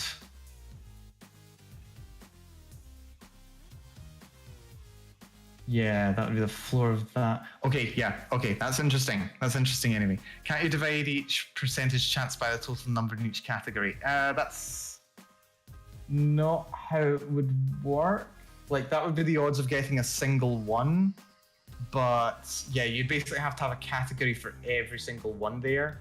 But that's not really how it would work. I think you need to multiply this.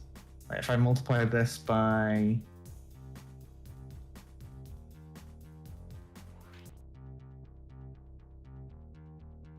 itself, don't I? Yeah, I need to multiply it by the rate of getting it. So D9. Oh, shit. Uh-oh. But then I want to divide that. No, I just typed the wrong thing. Oh, okay. Then I divide that by the number, don't I? Yes, I do. I do divide it by the number. Woohoo. Right, that should be it. I don't think that's it somehow. Yeah, no, that's too aggressive. Way too aggressive. Hold on. Why?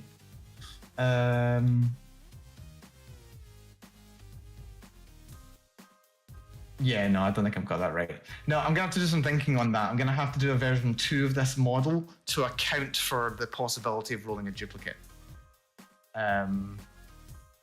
Because every time you roll a duplicate, it should slightly decrease your odds of getting the next one proportional to how many you've got. At least for the 6 stars anyways, I know that for sure. Yeah, well, the 6 stars are going to be the rest of the things don't matter here. Like, because you see, you get them all really quick. The 6 stars are the thing that really drives up the amount of time the game runs for. But yeah, this kind of projection here would be one of the tools that the game developers use to kind of estimate how long a player's going to be playing for. If they play the gacha, then this is how long it's likely to take them to get most of the way there. But this is just version 1. This is assuming no duplicates, which obviously doesn't work. But still, it's a step in the direction. I just need to actually do some more maths, which is completely fine because I love maths. I did this for fun like 2 weeks ago because I could. Dear me. But yes, so there's a little interesting insight. I wish I'd been able to make a change and figure out, wait, what even would it be? It would be times by that, then multiplied by not multiplied by, divided by, I don't know. I don't know what it would be.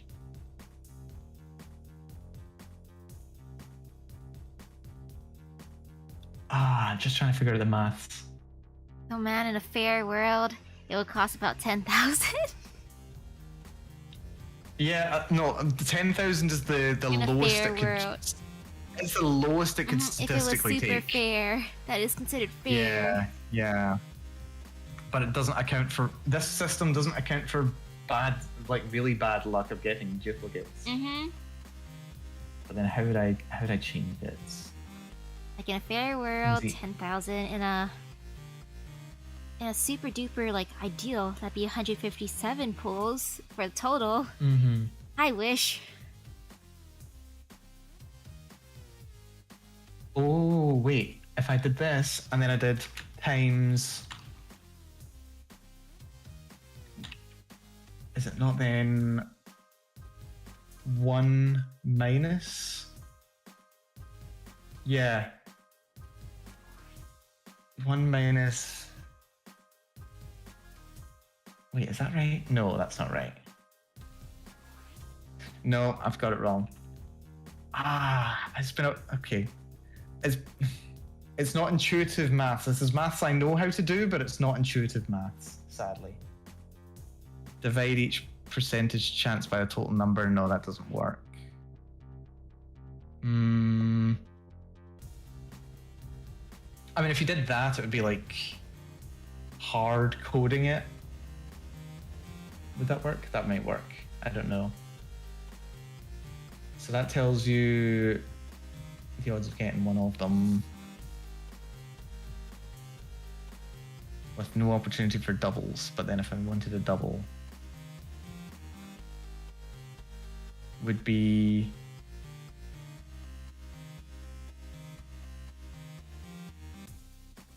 it can be multiplied by 1 minus, because then the rate would get lower as it goes up. But it's a multiplicative thing that would be times, it would be plus something. I don't know. I'll do some thinking on this, and then I'll do a version 2. I don't think I'm quite going to be there today, sadly. Yeah, no worries. Especially since this is around the time you sleep. Yeah, that's true. That is true, actually. But no, yeah, formula was missing brackets. I know, I don't care. There's a way to do this. I know for a fact there's a way to do this. It's based on the number that you've already got. So it's that number, then it increases the odds of getting it based on, no, decreases the odds of getting it based on how many. Are you sure I'm wrong? So it does take into consideration the chance of getting a specific character. Like if you were to do that for every single one, the problem is that would be like treating every character as its own category, but it would still average out to being the same. But it still doesn't account for duplicates. It would still get, I'm pretty sure it would still take to the same number, I think. Because the odds of getting any specific character, statistically, if you just want to focus on getting one character, it will take you 2,000 rolls.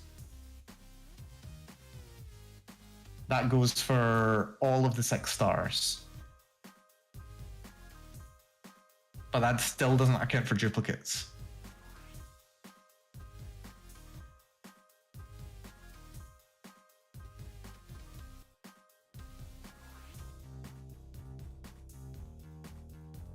The 6th rate would be 0.02 over 40. Yeah, that is the rate for every individual one, but that still doesn't account for duplicates, is the problem.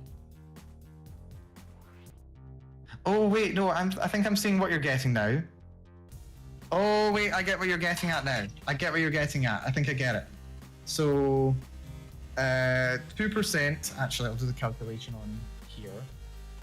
Just below where the graph is just now, I've used a little scratch pad.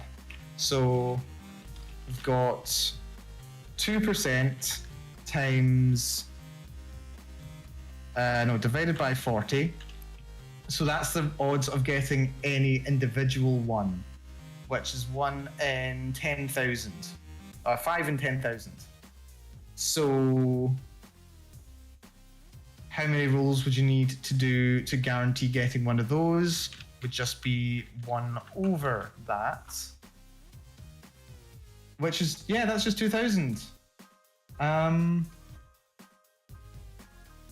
Yeah, no, it still just gets you the odds there, which is a shame. Oh,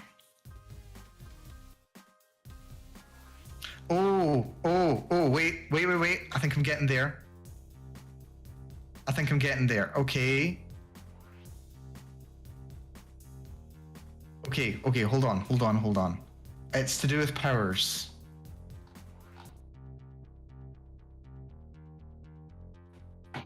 Okay, hold on. Hold on.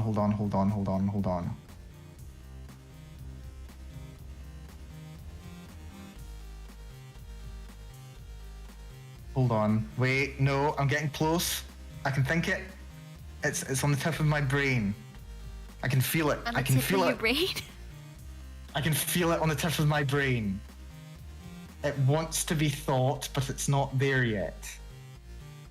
The thought's just escaping me. Oh no, it's gonna be one of those things like right when you're about to fall asleep. Yeah. Okay, so it's 1 in 2,000 chance. Basically, it's a 1 in 2,000 chance of getting what you want, or the expected number of rolls you need to do to get one of them is 1 in 2,000. But there's 40 of them. Oh, that's not right. Wait, is it right? Hold on. So you can guarantee getting one of them in 2,000 rolls. Oh, wait. No. I got it. I think I got it. Okay. So there's a 2% chance of getting one of them, right? Okay. So it's a 0.2% chance of getting one of them. What we do is we take that to the 40th power. Because there's 40 of them. Because we want to get 40 of them, 2% chance of each of them. It's a vanishingly small number. And we want to take one over that number. I think that's right.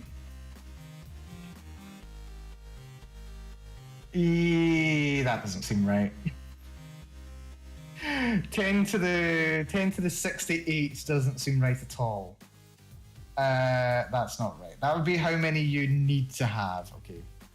Collecting stickers, evaluate occurrence of duplicates. Thank you, TV. Let's have a look at this. You need to collect n greater than 1 different stickers. Each day you get 1 pack with 1 random sticker until you don't collect at least 1 of each. Okay. Oh. Okay, he's trying to solve it. N equals 2. Where's the equation?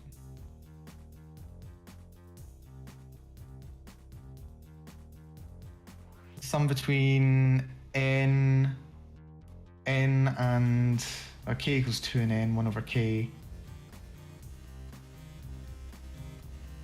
There's got to be an easier way of presenting that. No? I like this though. I do like this. Sorry, I've just had a link in my my chat sent to me, which I enjoy. Do you want to see it? Ooh, what is it? Can I get the link? Where's the link? I can't get the link. Wait, have I muted myself again? I'll bet I have. Misaki? Mm-hmm. Can you hear me? Yeah, I can. Oh yeah, you should be able to hear me. Very odd. Yes, TV, I be chillin'. Oh, right, cool. Nah, that's my bad. I was wondering if I'd muted myself again. Fortunately, I haven't.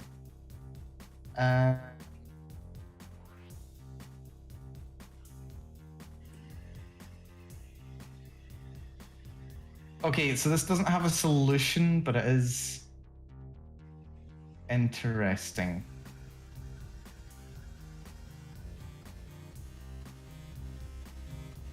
Colors of well-known results about the coupon collector's problem.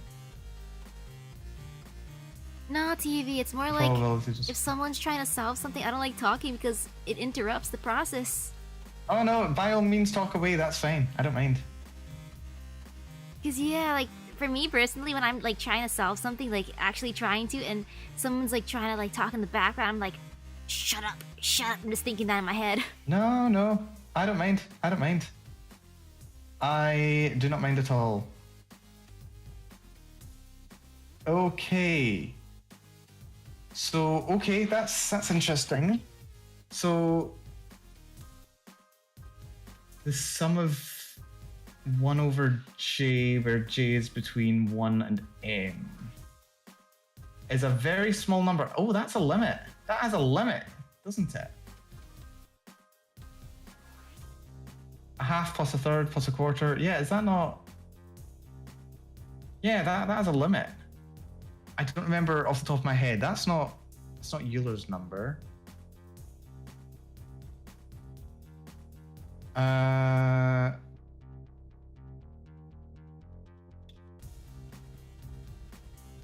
I'm doing it on this tab, am I? I didn't realize I was doing it on this tab. That's the thing. Hold on. Let's go back. Do you want to go back? No? Could you ask my uncle about this? Oh, why not? Wait, that's open on another tab. Uh-oh, scuff happening again? What's that? Is scuff affecting you again? No, not scuff. Just unexpected things. This is fine. That's fine. So equals 1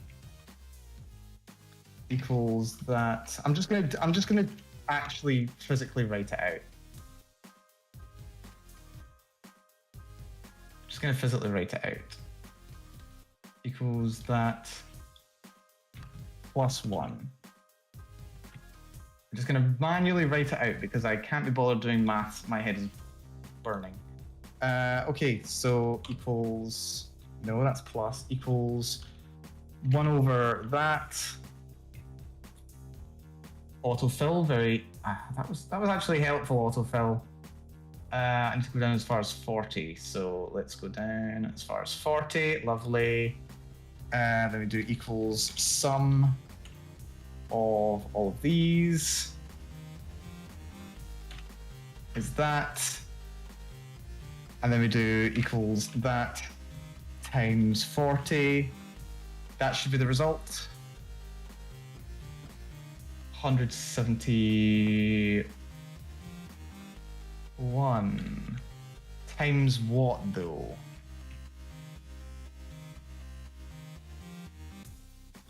Wait, hold on. Control Shift T. So, using some sort of trick. Okay, what does this actually calculate? En. So this is the probability. En is...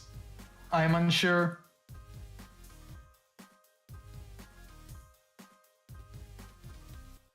Is that the expected value? I think that's the expectation. Worth the 2.5-year wait, says someone 7 years ago. The answer to this question. Amazing. Okay.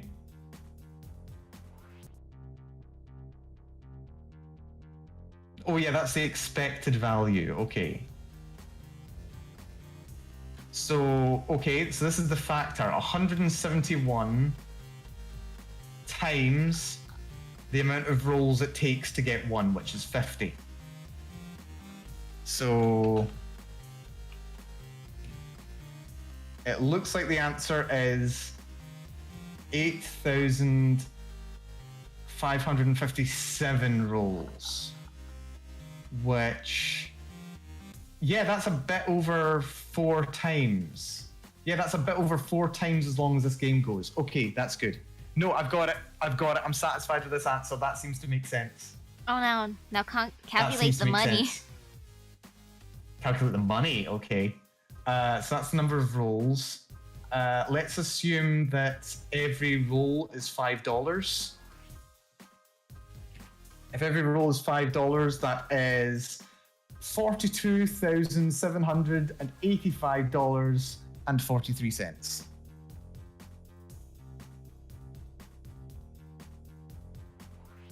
Oh man, for the people who actually did like summon everything so far, I want to know how much they actually spent. Probably somewhere in the region of $42,785.43. Man, I want some confirmation now. Like, that'd be fun. It's at that point that you actually can basically say, yes, I've got them all. Mm-hmm. Okay, I need to do some work to adapt my calculator to produce this. But I was right, it had something to do with inverses. Not quite powers, but I was thinking of like the powers of inverses. So I'm kind of on the right direction. That's my answer and I'm sticking to it. It seems excessively high. I think that's right, actually, because it's roughly 4 times the amount it takes to guarantee getting 1. Because if there were only 2 of them, if we've got the simple example where there's only 2, so that means the sum of them is, yeah, if you take the example where there's 2 of them, 1.5, wait, 1.5, where's 1.5 come from? Yeah, 1.5 is the sum of those 2. And then we do that times 40 is 60. So yeah, to be able to get 2 of them, it suggests that it would take about 3,000 rolls. Oh, but that's not right. Oh, this isn't right, actually.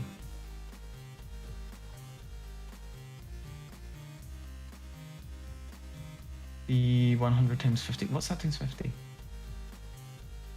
Oh, wait, no, this is wrong. Oh, I think I've got this wrong. Oh, that's annoying. Okay, why is that times... Oh, that's why that's wrong. Oh, that's fine. Okay, so this is fine. That was C 100 times 40, but it shouldn't be times 40. It should be times the number. So that should be times... it should be times that, which is fine. So that is the sum of all of them. That's fine.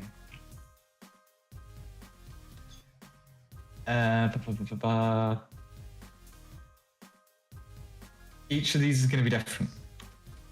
So this is going to be that.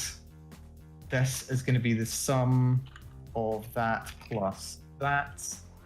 And then that can go down all the way through here, and that should still be right. Yes, that's still right. Good, good, good. Then that is going to be times whatever that number is, which is fine. Right. Okay, this is good. I've got a calculator here. Now we're cooking with gas, people.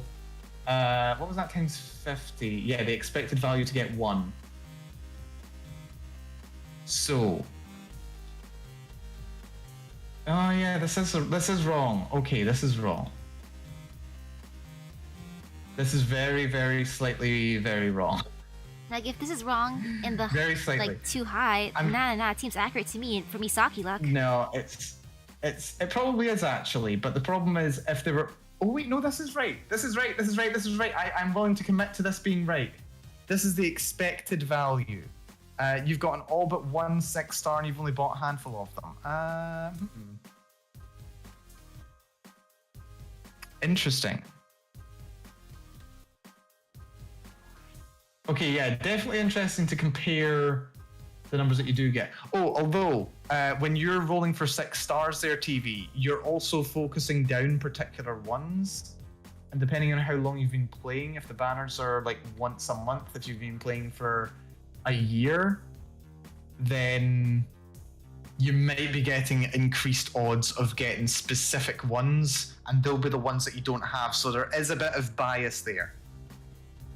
Also, this is assuming that you're using the gacha for every one of them too. Yeah, all banners are rate up, so it's a guaranteed chance of getting that one that you don't have, because you're not going to roll on a rate up gacha if the character that's on the rate up gacha is one you already have.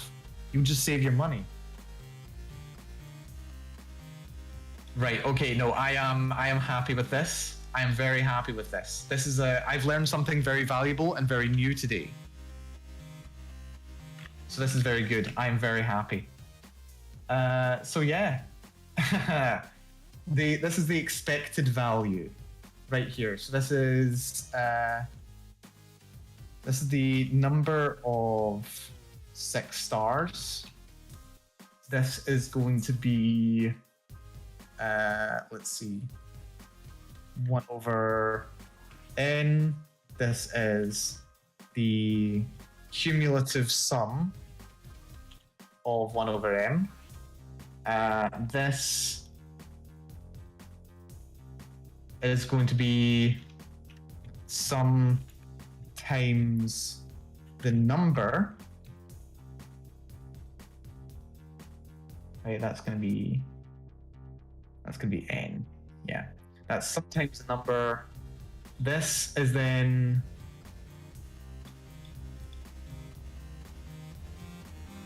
the number of rolls.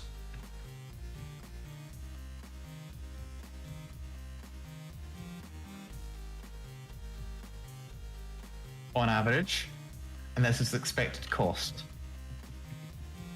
Right, this is amazing. I have a brand new tool and I'm very happy about this. I am very happy about this. You have no idea. Yeah, I like this.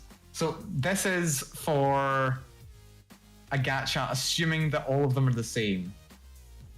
I think this calculator is kind of crap now. I don't need this gacha anymore. This entire table is worthless to me. I mean, it's not bad, but I'd need to do like multiple versions of the same table for this, I think. Actually, no, I might not. No, there's a quicker way to do this. I could make this smaller. I can make this calculator smaller. This just needs to be one row smaller. I can update this. That's fine. But yeah, so for Arknights then, the expectation is you'll be making 8,500 rolls. That sounds fair for me. To be able to get everything. Like for me personally, that sounds right.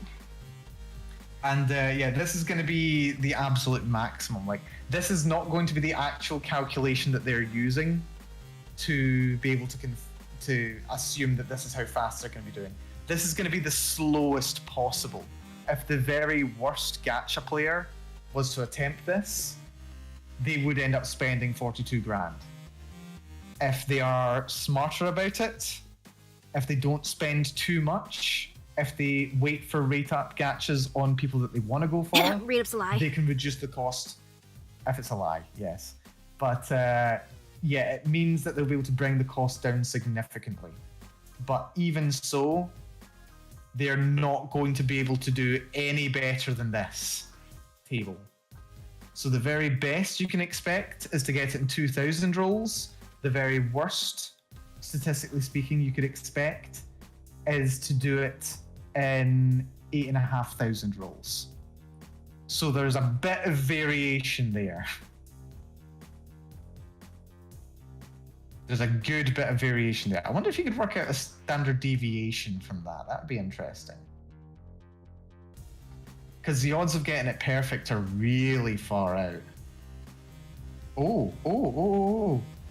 That's cool. Maybe I could calculate a standard deviation because things going perfectly, or rather, if things don't go perfectly, you would have about 13 6-star characters. In the time that if things did go perfectly, you would have them all. So I wonder, is there like, that's just 2 data points though. That's not ideal. But yeah, maybe there's a way to do a standard deviation calculation and figure out what the range of results could be from there, and that could be fun.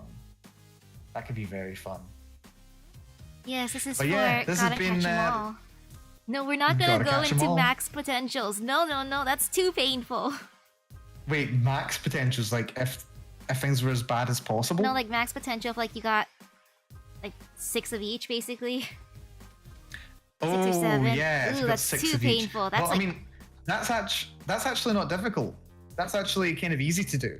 Like, if you got 6 of everything, like 6 of everything, painful, that's like, easy. Money-wise.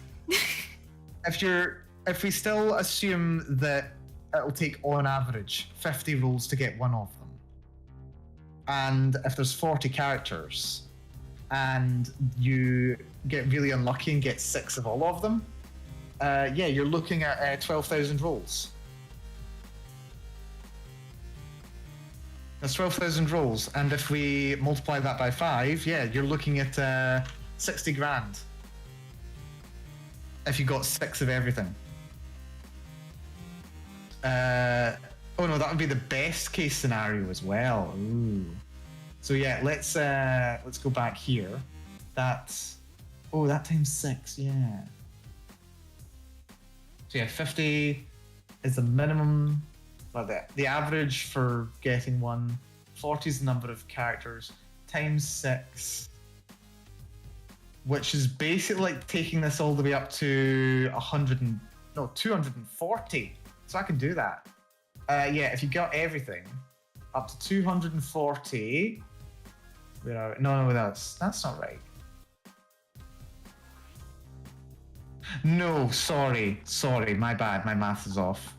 It would be like having this, but 6 times. So it would be that times 6, which is 51,000 rolls, which would cost you $256,000. Man, imagine having that much. That sounds amazing. Yeah. But okay, I have learned a very powerful new tool. Props to TV, actually. TVPG, thank you for sending me a link that led me down to here. Yeah, that led me down to here. That got me this formula, and this formula is amazing. That gives me the expectation value. That is powerful. So I'm very happy about that. So yeah, be careful with your gacha. If you have very bad gacha luck, that's not going to go well for you. Ooh, this is going to be fun. I have an idea. This might not be something we want to do tonight because, I mean, I need to get some food and I'm going to have to go to bed relatively soon as well. Hello. So, but something that we could do. Oh, can you hear me? Mm-hmm. Have I muted myself? Yeah, no, you're not muted. Oh, no, I've not muted myself. Good. Yeah, something we could do at one point. Do you actually keep track of your gacha rolls? Because I know that some people do that. No, I don't. Oh, The only time I ever did that was shame. for Call of Duty, because otherwise it just makes me sad. Yeah, that's true. Oh, well, that's a shame. Because I was thinking what I could do is do like a luck audit. So if you actually show me all of your rolls, then I can figure out how lucky or unlucky you've been so far. For the most part, That'd be very kinda fun. unlucky. I can see Like, that I've done already. I have done that for myself in the past. Like, but I did go through a phase of tracking my rolls in Princess Connect. My maths was a bit off at points, though. I'm not gonna lie. But yeah, you can do that. That'd be fun. I would enjoy that. But yeah, just imagine that. Look at the expected cost for getting just one. You're looking at spending $250 if you were just doing the gacha to get one 6-star character. You know, it does sound fair in my eyes, unfortunately. Yeah, that's probably true. Actually, interesting. Yeah, 250 times 40. Yeah, 250 times 40. That's 4,000, isn't it? No, that's 4 times 4 times 0, 10,000. Yeah, that's 10,000. Yeah, which is about the expectation value. So yeah, that's about what you'd expect to be paying for a single one. Yep. The cost of a single 6-star, or like the lowest value it could possibly be, is about $250. It's a 6-star worth $250 to you, Misaki. Depending, if I love him enough, yes. Yes, she says. If I love him enough. Dear. Oh wait, actually no, my maths is wrong, because that's a 10 pool. So yeah, no, I've done my maths wrong. So 50, that's 5. So yeah, I've got to reduce that by a 1/10. So yeah, okay. It has now become, Malcolm Bell would like to make an announcement. It is now 1/10 the price to get all of your gacha waifus. It now only costs you 25 grand to get all of your characters. Yeah, that's my bad. The expected amount to get every single one is $4,276. That's better. That's a lot better. Yes, no, my maths was just wrong. I was assuming that, yeah, I just got the cost wrong, because that's 6,000 for one. I was treating that as 6,000 coins for one rather than 6,000 for 10. So that's my bad there. Okay. But yeah, 4 grand. 4 grand will get you the entire game. $25 will get you one character. That's right. Yeah, something was wrong there. That would be like, if it was 250 for one 6-star, you're looking more at NFTs than you are gacha characters. No, that sounds kind of fair though, actually. Like, They kind of I'm just are. thinking of like how much I've spent for like the saved up currency that I had for free, plus the stuff that I bought on, and then I'm like, together that would be around probably 200 something for some of the things I summoned. Sounds about right. Sounds about right. But yeah, and that's that cost as well as the minimum price. Like that would be assuming that you're happy to wait however many years for however many rolls, because you only get 6,000. Like, well, you're harvesting about 8,000. Let's just call that 8,000 per month.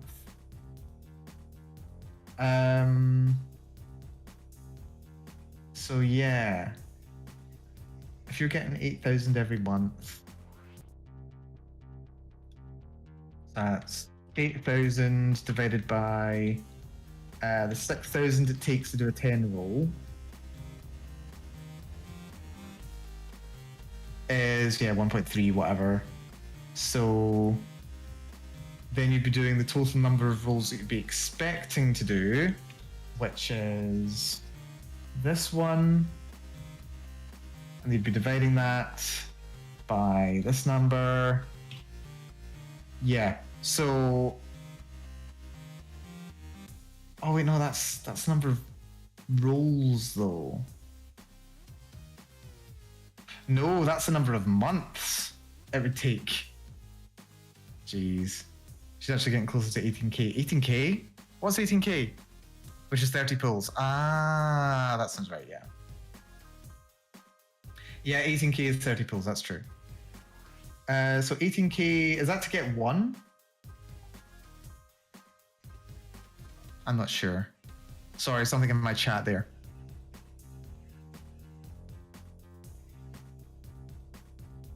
But yeah, I think, well, I've learned something new today. I've been able to build I've learned some new maths.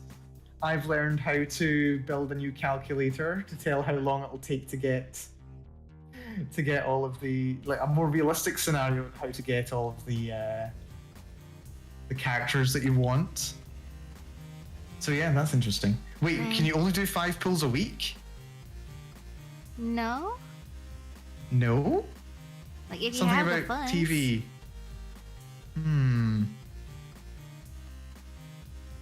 I don't know.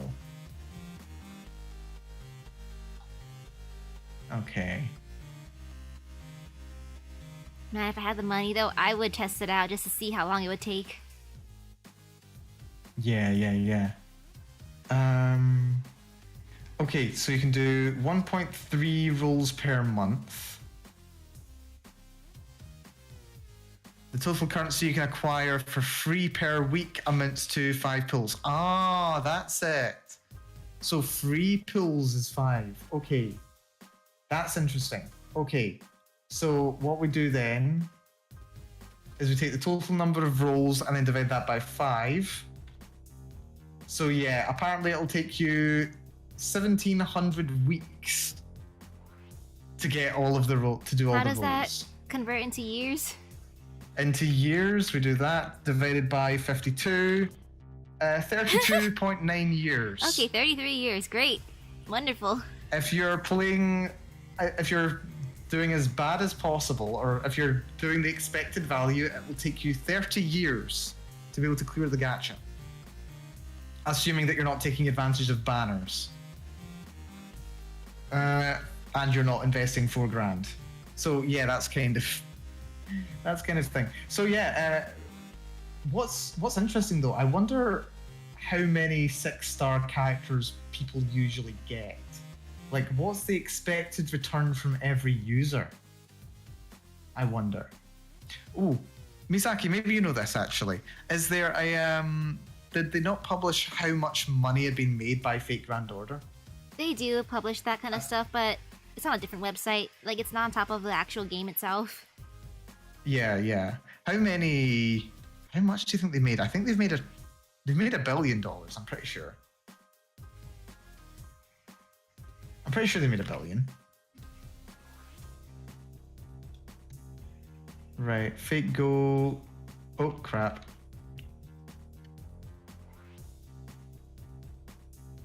My mouse has disappeared. This is great. Okay, that's fine. No, you know what? I think I'm done with all of my content for this stream. I'd be shocked if they haven't made one, but they've definitely made $1 billion. They have definitely made $1 billion.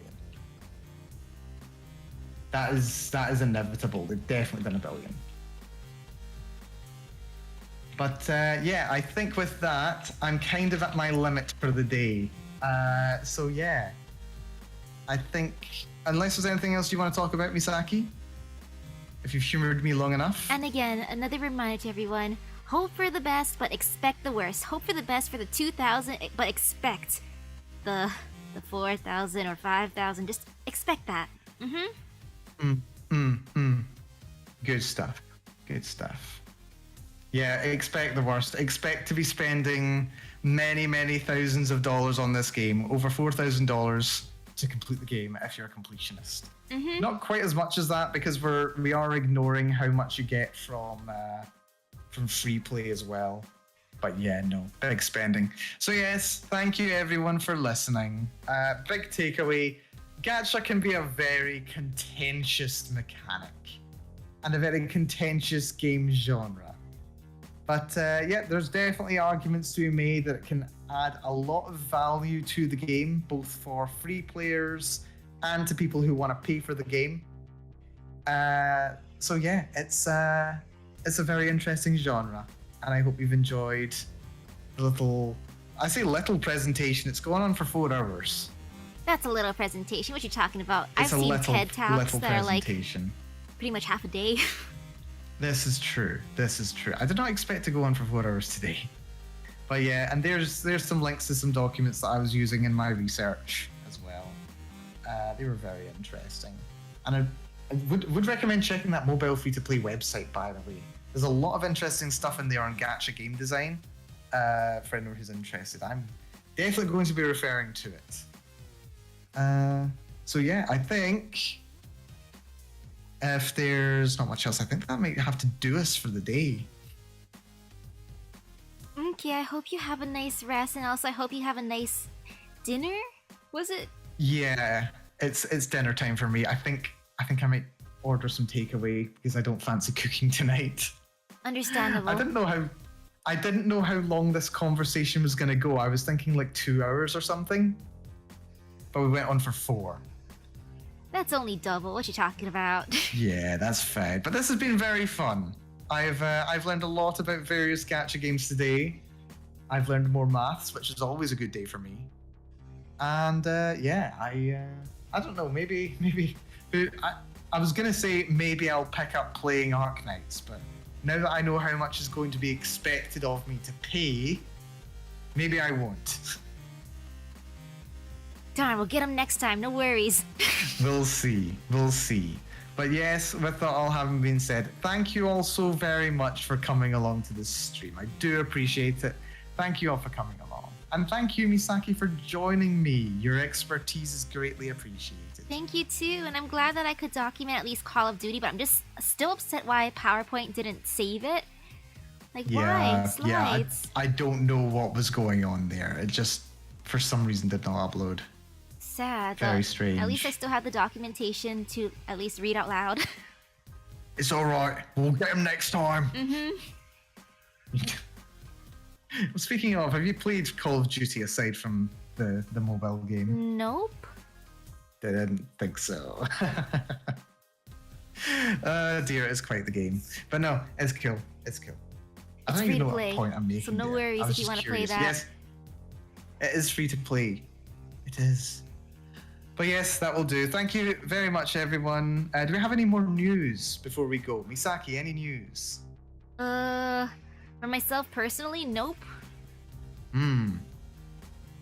No streams, anything exciting? Oh, you said you were going to maybe stream later on today.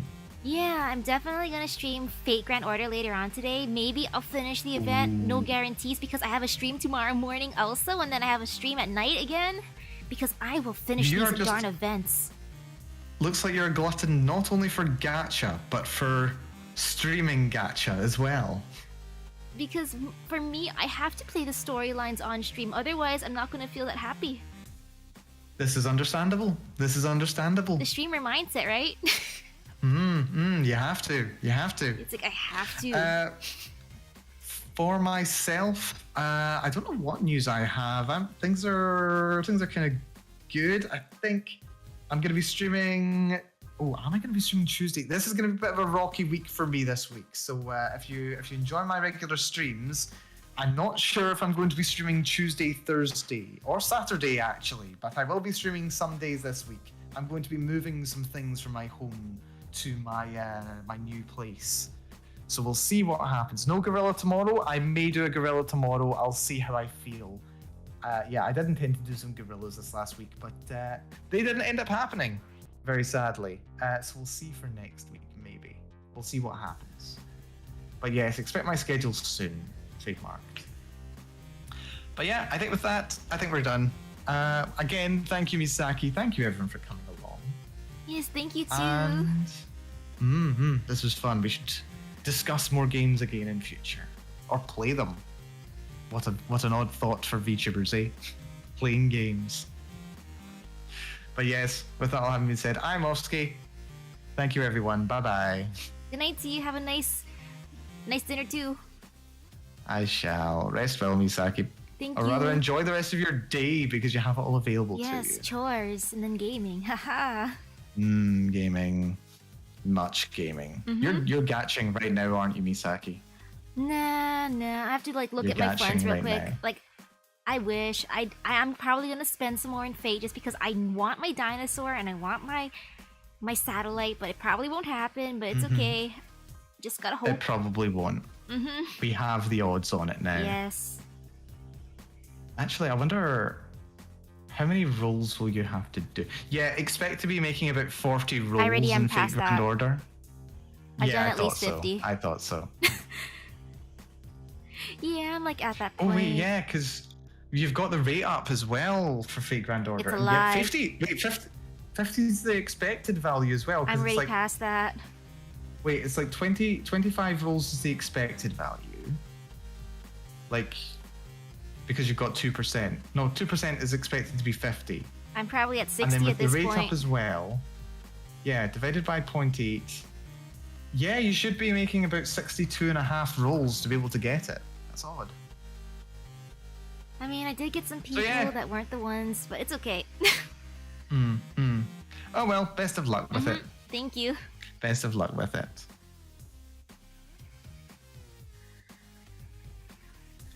Okay, good night to you. Okay, wait, have you ended the stream? Not yet. Oh, okay. But yes, goodbye. Goodbye. Okay, bye-bye. Bye, everyone.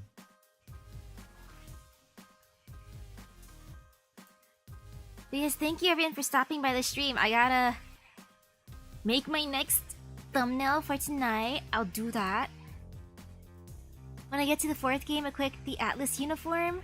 If I remember. I like my current uniform. It's my favorite. I like Attack Up. Just because hitting hard feels good. Though if it hurts, I will switch over to a different uniform. I will. Please, thank you everyone. I hope you have a great rest of your day. I'm gonna maybe eat breakfast. I'm probably gonna watch more shows instead of sleeping like I should. I have to wash laundry. I have to remember that. Clothes important. Clothes need. Yes. Yes, thank you. I'll see you guys later. Bye bye. Must remember. Brain, please work.